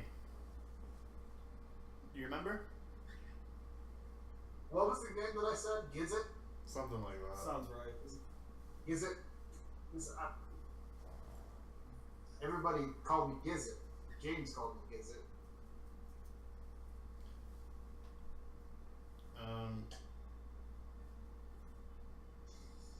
Okay, so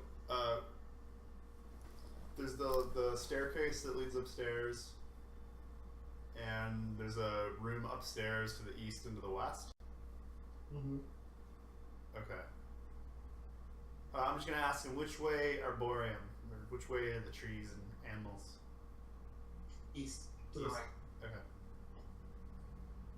I like that more. But they haven't been fertilized in a while. I think it's what James called it, fertilized. And so they don't like. They know me. Just don't step on anything. Okay. There's things on the ground you don't want to step on. It hurts them to step on them? No, that's how they know you're there.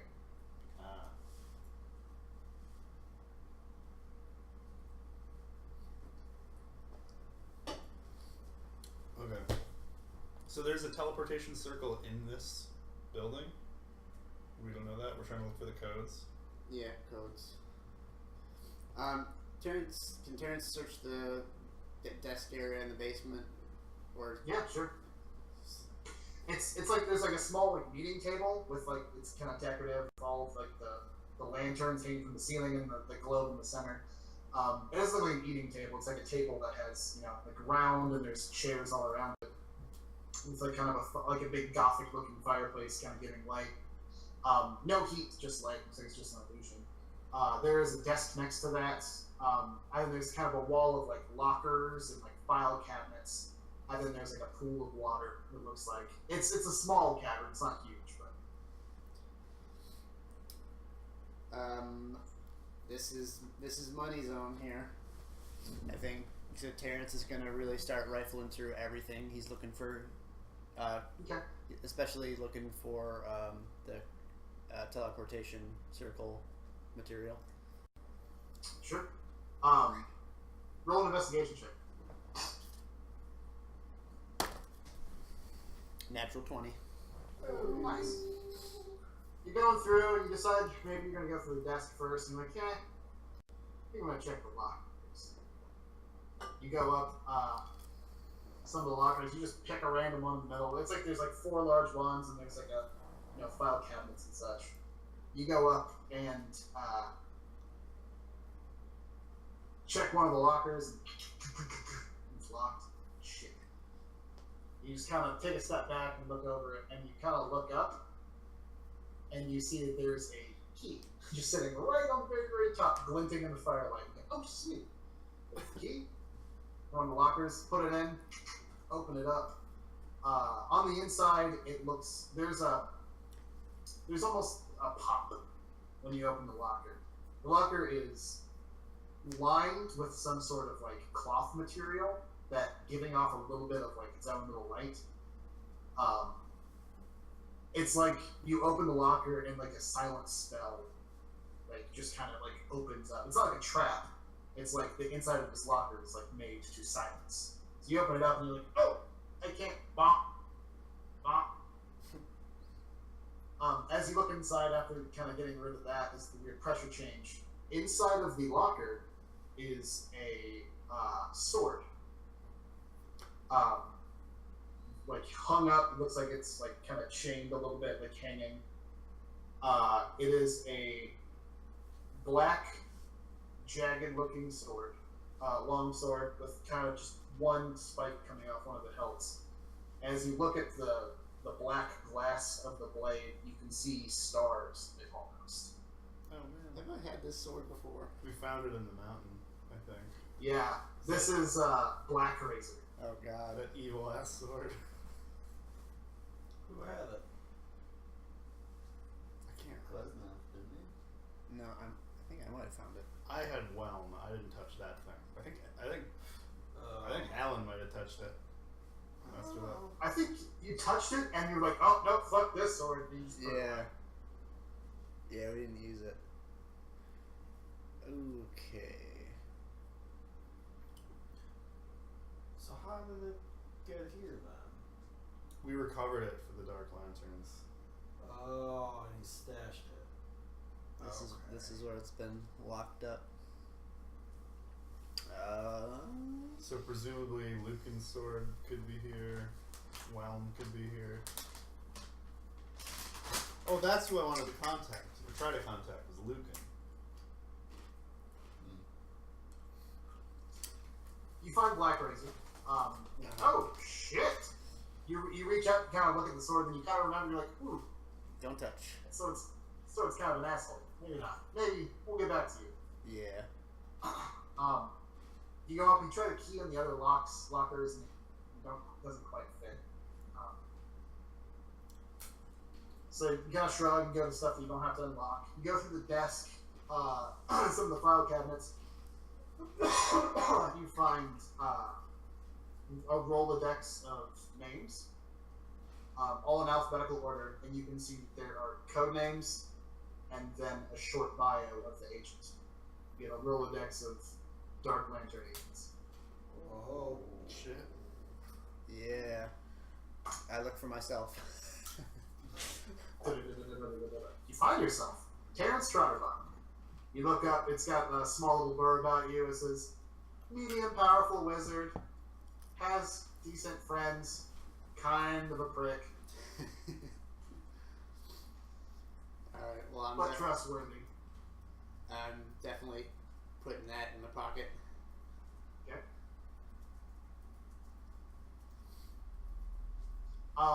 Finally, you go through some of the file cabinets, and you do find a file. So you kind of thumb through it. You see files on. There's like the Royal Iceland Air. There's a file on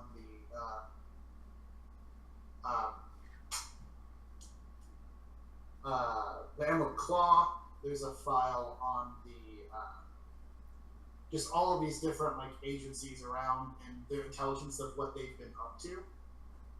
At least up until 6 months ago. And some of the movements. There's a full report on what actually happened between the border skirmish of Breland and Thrain, or what the eyewitness accounts are. That you don't really get through. But finally, you do get, as you're combing through the files, a lot of it's just paperwork and, you know, logs of places and times that you can't really place. Because a lot of things code-named. But you do find a small little booklet inside, and it's got a whole bunch of, like, runic codes to it and locations. oh. Hell yeah. Alright. Can I take a circle that I am very familiar with and see if I can look that up and like figure out. It's difficult. It's not like written out a location. It's like coordinates. Okay. Is there a map I It's can? kind of. You look around.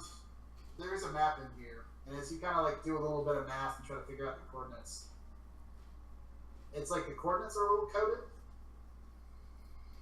It's like there's a weird system going on here because like one of them puts you out in the middle of the sea, another one puts you like in like on top of a mountain. Like they're weird coordinates that It's just they don't seem right. Okay. I'll keep that as well.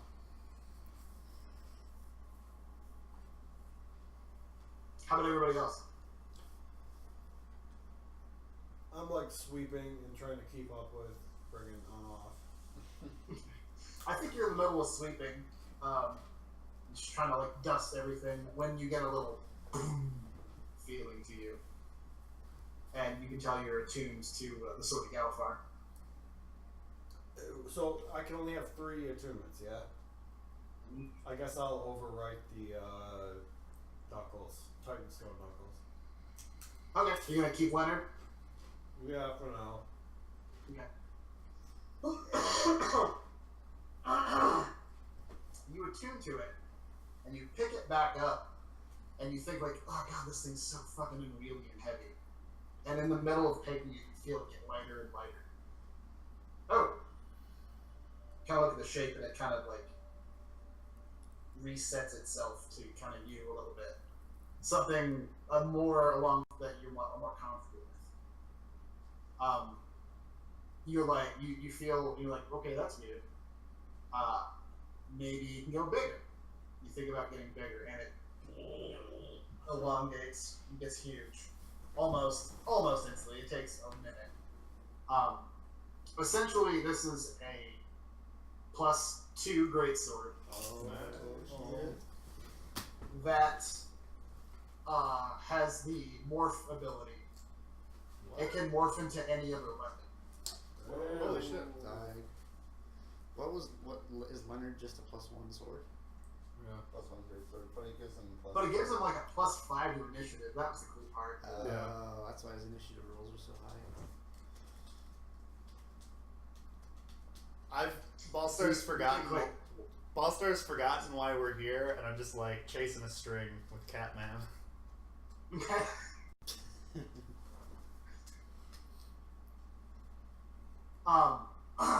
Alan, you think like maybe he can do stuff other than swords. You think mace, an equally gaudy but like flail goes to a mace. You think about longbow, pulls through a longbow. Holy shit. Nice. That's a winner. Man, We got a month, baby. right. Let's go to that cave at Tomb of Kings. Let's kill Terrence again. Let's kill Terrence again.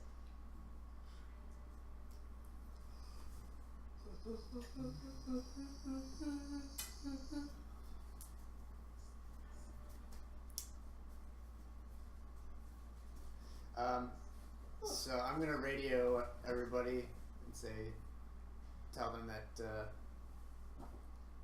what was the blade called again? The blade? Oh, the friggin' Black Razor? Black Razor. Yeah. I'll say Black Razor's down here. We shouldn't. On offsides go wide, and he drops like all the valuables he has, and you just.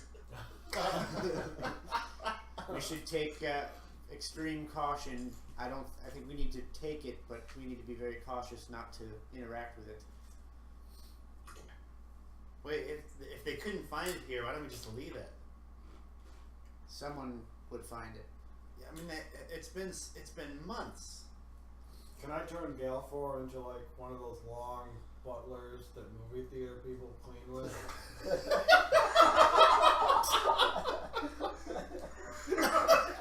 Absolutely. You start sweeping into it, and you see the host like falls into a painting right across from you and just fucking stares at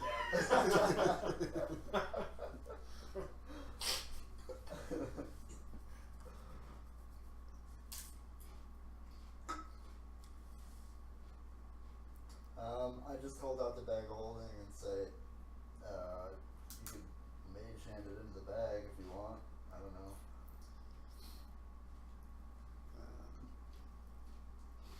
Oh boy. Well, it's chained up or something, I thought. Yeah, it's like hanging from chains and. It's not like chained up. It's, I mean, like it was like hanging, so it wasn't touching any of the sides. As you kind of open up and get close to it, now that it's like, it looks like some of the silent spell is like not wholly focused on it. You hear small little like crystal growths, like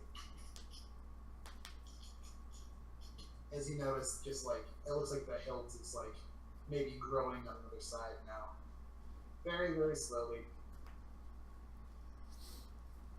Yeah. Alright, can I like unhook the chains inside and pick it up by the chains? Sure. You unhook it, take it from the locker. Immediately, as soon as you get close to it, you just hear.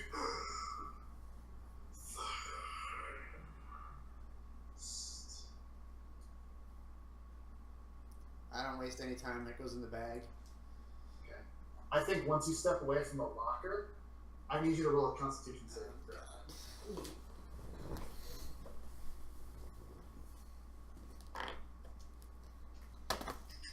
Oh no. It's a 4. A 4? You're down there with him, right? Mhm. Okay. That makes sense. Cool.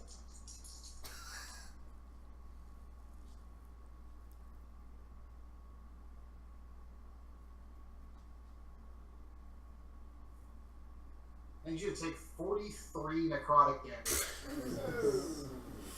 As soon as you pick it up and step away from the locker, that like blood just erupts from any part of your skin that's still showing, just into mist and into the sword.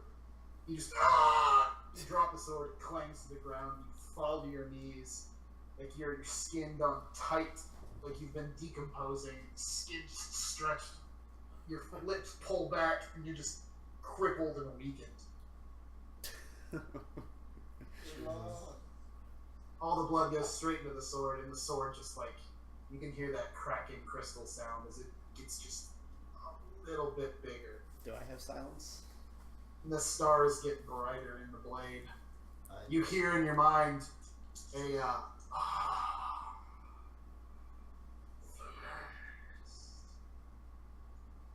thank you for the sacrifice. Right. Pick me up. I will serve you. The sword continues talking. Just touch me, just once. I won't have to do it again. You let me kill someone else. As soon as it gets maybe that far in, and the gauntlet on your hand flares up into like fire, and you hear another voice completely drown out the other. It says, "No, he is mine." Do I have silence? No. And then Black Razor's I don't voice have sits it? out of your Weird, head. so I do.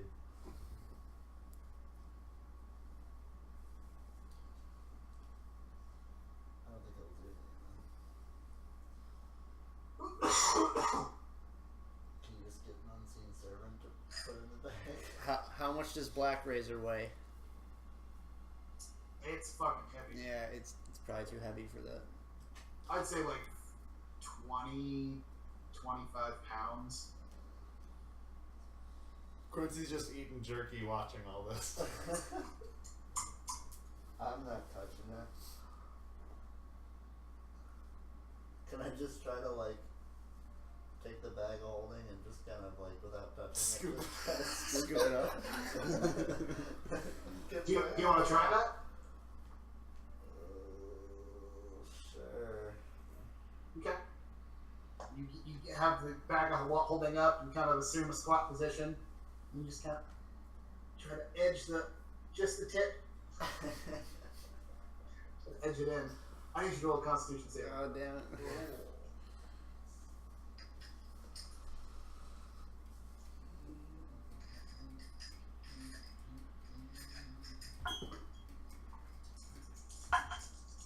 Natural 20. Nice. You still take 26 necrotic damage.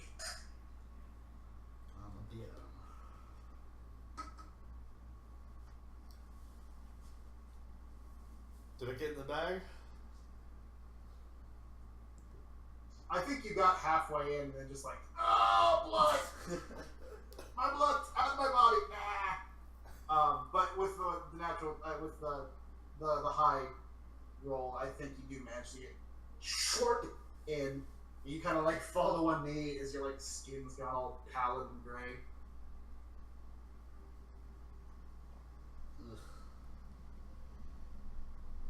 You hear a small echoing voice inside the bag of holding.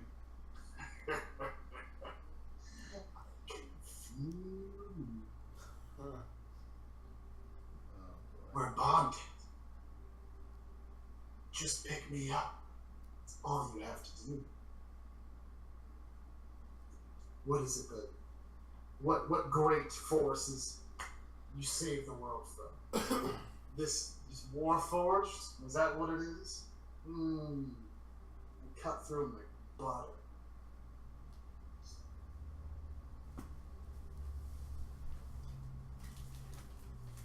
Begone!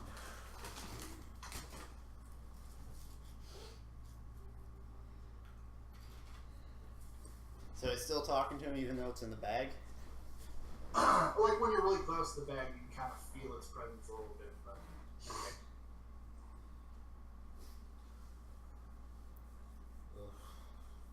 Alright. On off goes. Hey, nobody wants it. No, I can take it. I can probably hold it.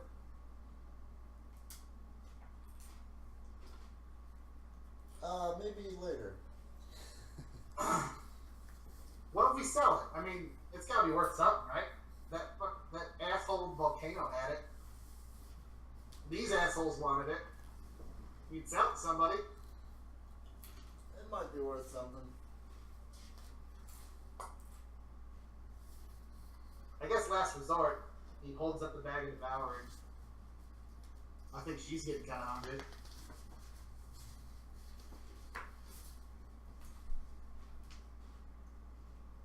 Yeah, last resort.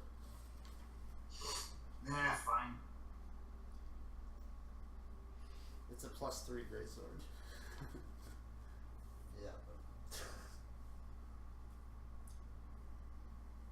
You can also like cast confusion or something on it. It does a ridiculous amount of things.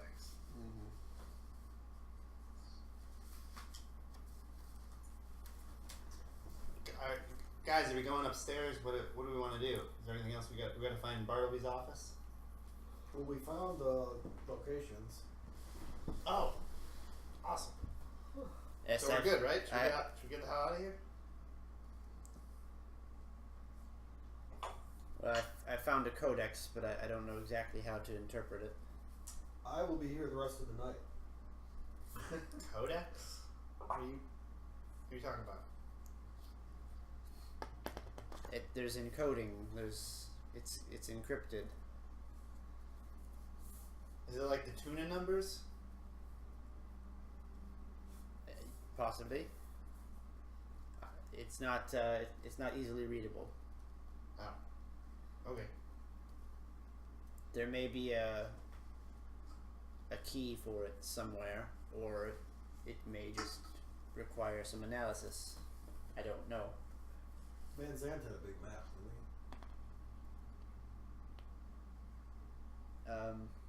he? Yeah. He probably has coordinates. I think you guys have gone through like the lockers and the desk and everything, but I don't think you've explored all of down here yet. The basement? Yeah. It's not a huge room, but there's still like a table and fireplace and everything, and then the little pool of water. Yeah, I want to check it out. What you gonna do?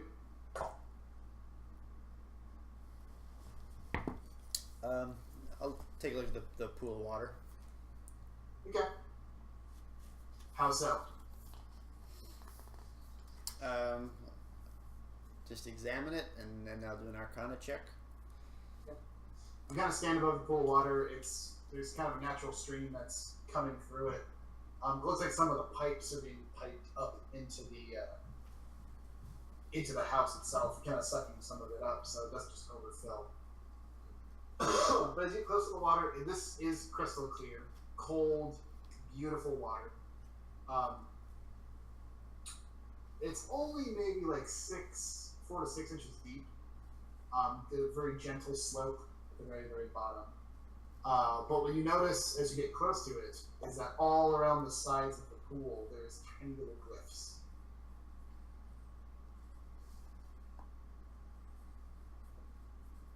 All right, I'll roll Arcana on that. Okay. I think it's something that you're pretty familiar with at this point. Yeah. The pool is a teleportation circle. Oh wow. Okay. I want to study those runes to see if they're familiar, if they're standard, or if it's something that aligns with what's in the book that I found. It is something that aligns with the book that you found. There we go. There's our Rosetta Stone. Alright, I'm going to spend some time, take notes, crack the code. Okay. I'm going to say it's probably going to take a couple, maybe like more than a day worth of work to be able to work on, but you don't have to sleep, so you can spend some time on it. Alright, I'll just let everybody know that I'm working on it. Sweet. I'll be down here. I'm gonna try to get Kitty Cat Man to take me to feed the water creature. Okay. Whatever that happens. Cynthia or something? Sophia? Trisha? Trisha. He begins walking into the entrance chamber, and instead of going into like the gallery, he starts trotting up the stairs. I'll follow him. Okay. He turns right into the arboretum. I'm just gonna tell everybody what I'm doing before I go, and then I'm gonna go with him. Alright. You're familiar with this place. You've been here once before. You never got very deep, but it's kind of a dense forest all around. The whole top of it's like a greenhouse. It started to rain outside, so you can just see rain pattering against the very, very tall glass and iron walls and ceilings. Cloudy gray. There's this kind of like a garden path that leads up to like another table and a couple more chairs. But then all around there is just all of these exotic looking trees. The farther back it looks like it's more dense. He just kind of trots past that, sniffs at the table, keeps going. Into like the grass where there's no path. There's kind of a worn dirt path that he's to take. As you get back behind some of the denser forest, he turns around and like sits down on the path, and then he points. You see that there's a whole bunch of like roots that are kind of crossing the paths. He points to this. Don't step on this. Okay.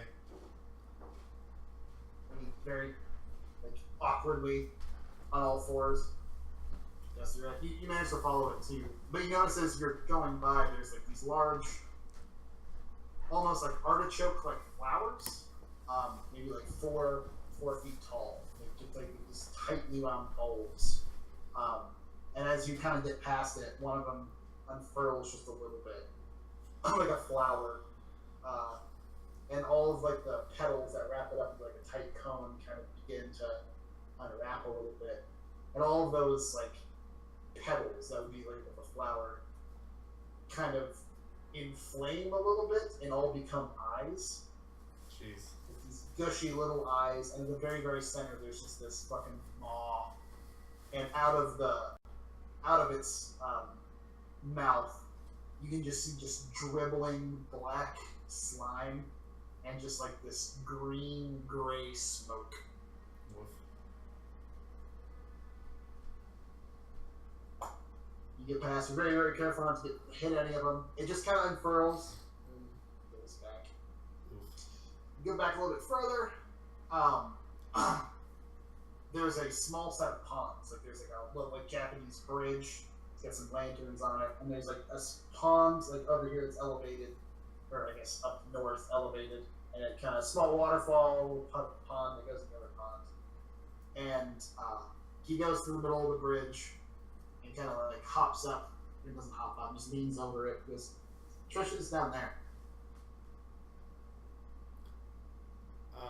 Is she hungry now? How do you know when to feed her? Oh, that's easy. He reaches down beneath the bridge and he pulls, like, he unhooks something, and pulls a little tiny bell. It's like this little glass chime. He puts it on the railing and he waits.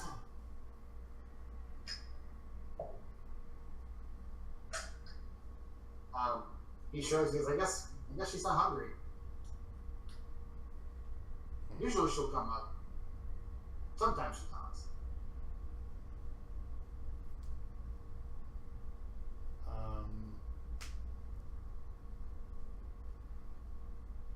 Okay. Nah, I didn't say I did it, so it doesn't count. I was gonna say I cast Pass Without Trace on myself, but I should have said it earlier. That's fine. Okay. He shrugs. He goes, he doesn't say anything. He just kind of crosses the bridge more and goes into the wilderness and just starts smelling plants. What are your favorite plants? What are the best smells? He shows you. There's a couple of fruit trees that he likes to like dig his hands into and try to like mark the bark off. There's weird exotic fruits. There's like a jackfruit tree. There's a durian fruit tree. It's just like flowers and like cherry blossoms. It's beautiful in here. I'm gonna ask: is it safe to go in the water?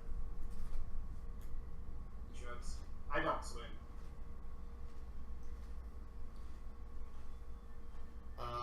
I'll just do a perception check, see if I see anything moving, or is it just totally still? 17. No, you don't see anything moving inside the deeper part of the pond.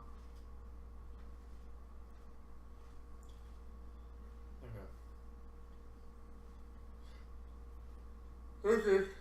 I'm out of ideas. I'll let him take me back. Okay, takes you back. What's everybody else doing? I'm dusting the sill. How about Quincy?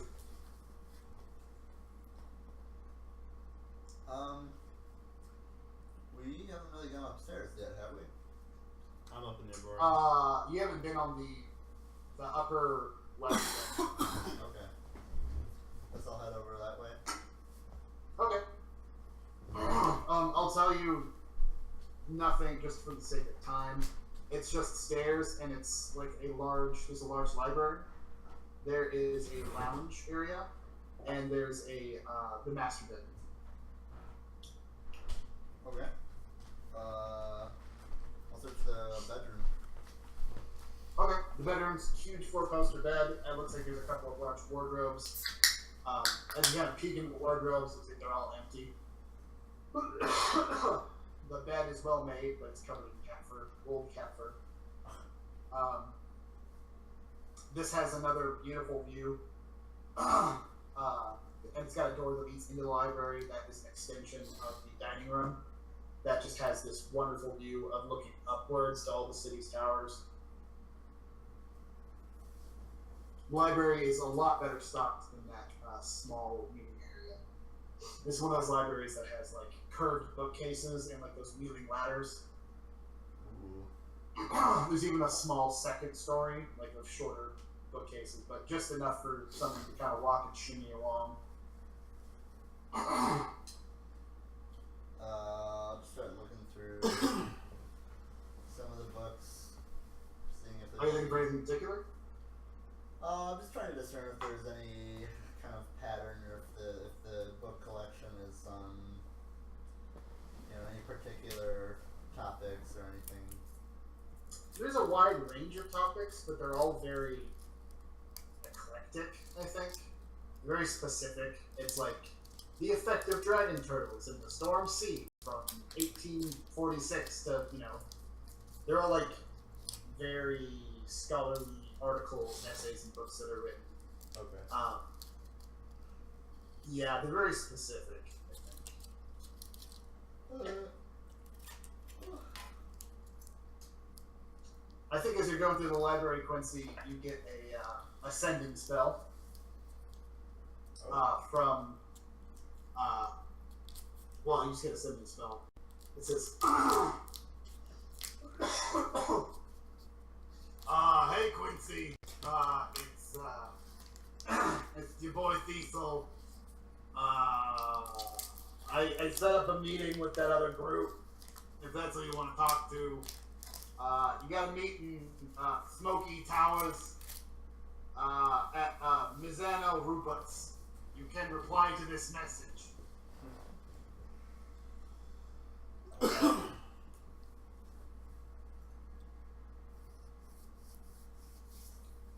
was it? Smoky Tower. Smoky Towers District. Copy that, Cecil. Where is it located? Just above Firelight. It's an upper class red light district. You'll find it. Got it. Just follow all the pretty girls. And when is the rendezvous? What time? 3 in the morning. Tonight? At night. It's a theater district, so I don't even know if they. And then his words cut off. Okay. Alright, I'll say that over the hearing to everybody. Okay. And when was it? When does he want to see us? 3 a.m. Tonight. Yeah. Okay. So that means Terrence probably can't come, right? Yeah.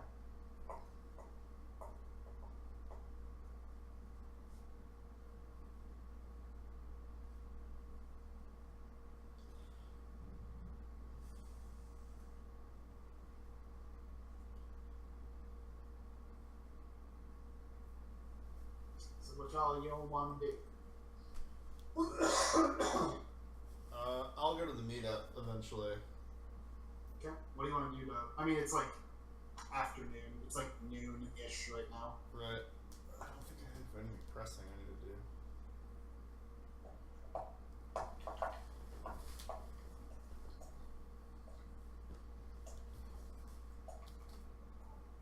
Just tidying up. Okay. Yeah, I'll help Alan clean. Alan? Okay. You guys just clean up the house? Yeah, we can make a group effort. Any healing someone could throw my way would be really nice. I'm a little beat up. Oh, sure. I'll smack you a couple times. Have you gotten far into Hello from the Magic Tavern? I've gotten about 60 episodes in where Chunt has the curse on him from the coin he found. Have you gotten to the healing rock? No, I haven't. That's my favorite thing. It's just a rock that he finds, and he heals people by hitting them with the rock. It's like they find somebody who's like dead, he's like, "Oh, it's fine, I'll hit him with a healing rock." It's such a very, very good podcast. And it's so dumb too. I wish I would have thought of that. It's like, it's so funny. Mm-hmm. It's so simple. Travis McElroy's been the last he's been on 2 or 3 episodes at this point. Oh, sweet. Yeah, I heard the first one where he was the mimic. Mm-hmm. I think this might be a good place to end for tonight. Okie dokie. If we go any bit further, it's probably going to go a lot later. Alright. That sounds And good. my voice is starting to Starting to go. crack. I don't know why. I don't feel like I talk that much, but That's fine. yeah. Hopefully we'll get something more action packed. These last ones have been kind of just pains in the pockets. I promise there's action coming. Oh, we believe you. Yeah. All right, guys. See you next week. Alright, good night, man. Thanks, Good night. everyone. Bye. Good night. How much are you down, Chris? I'm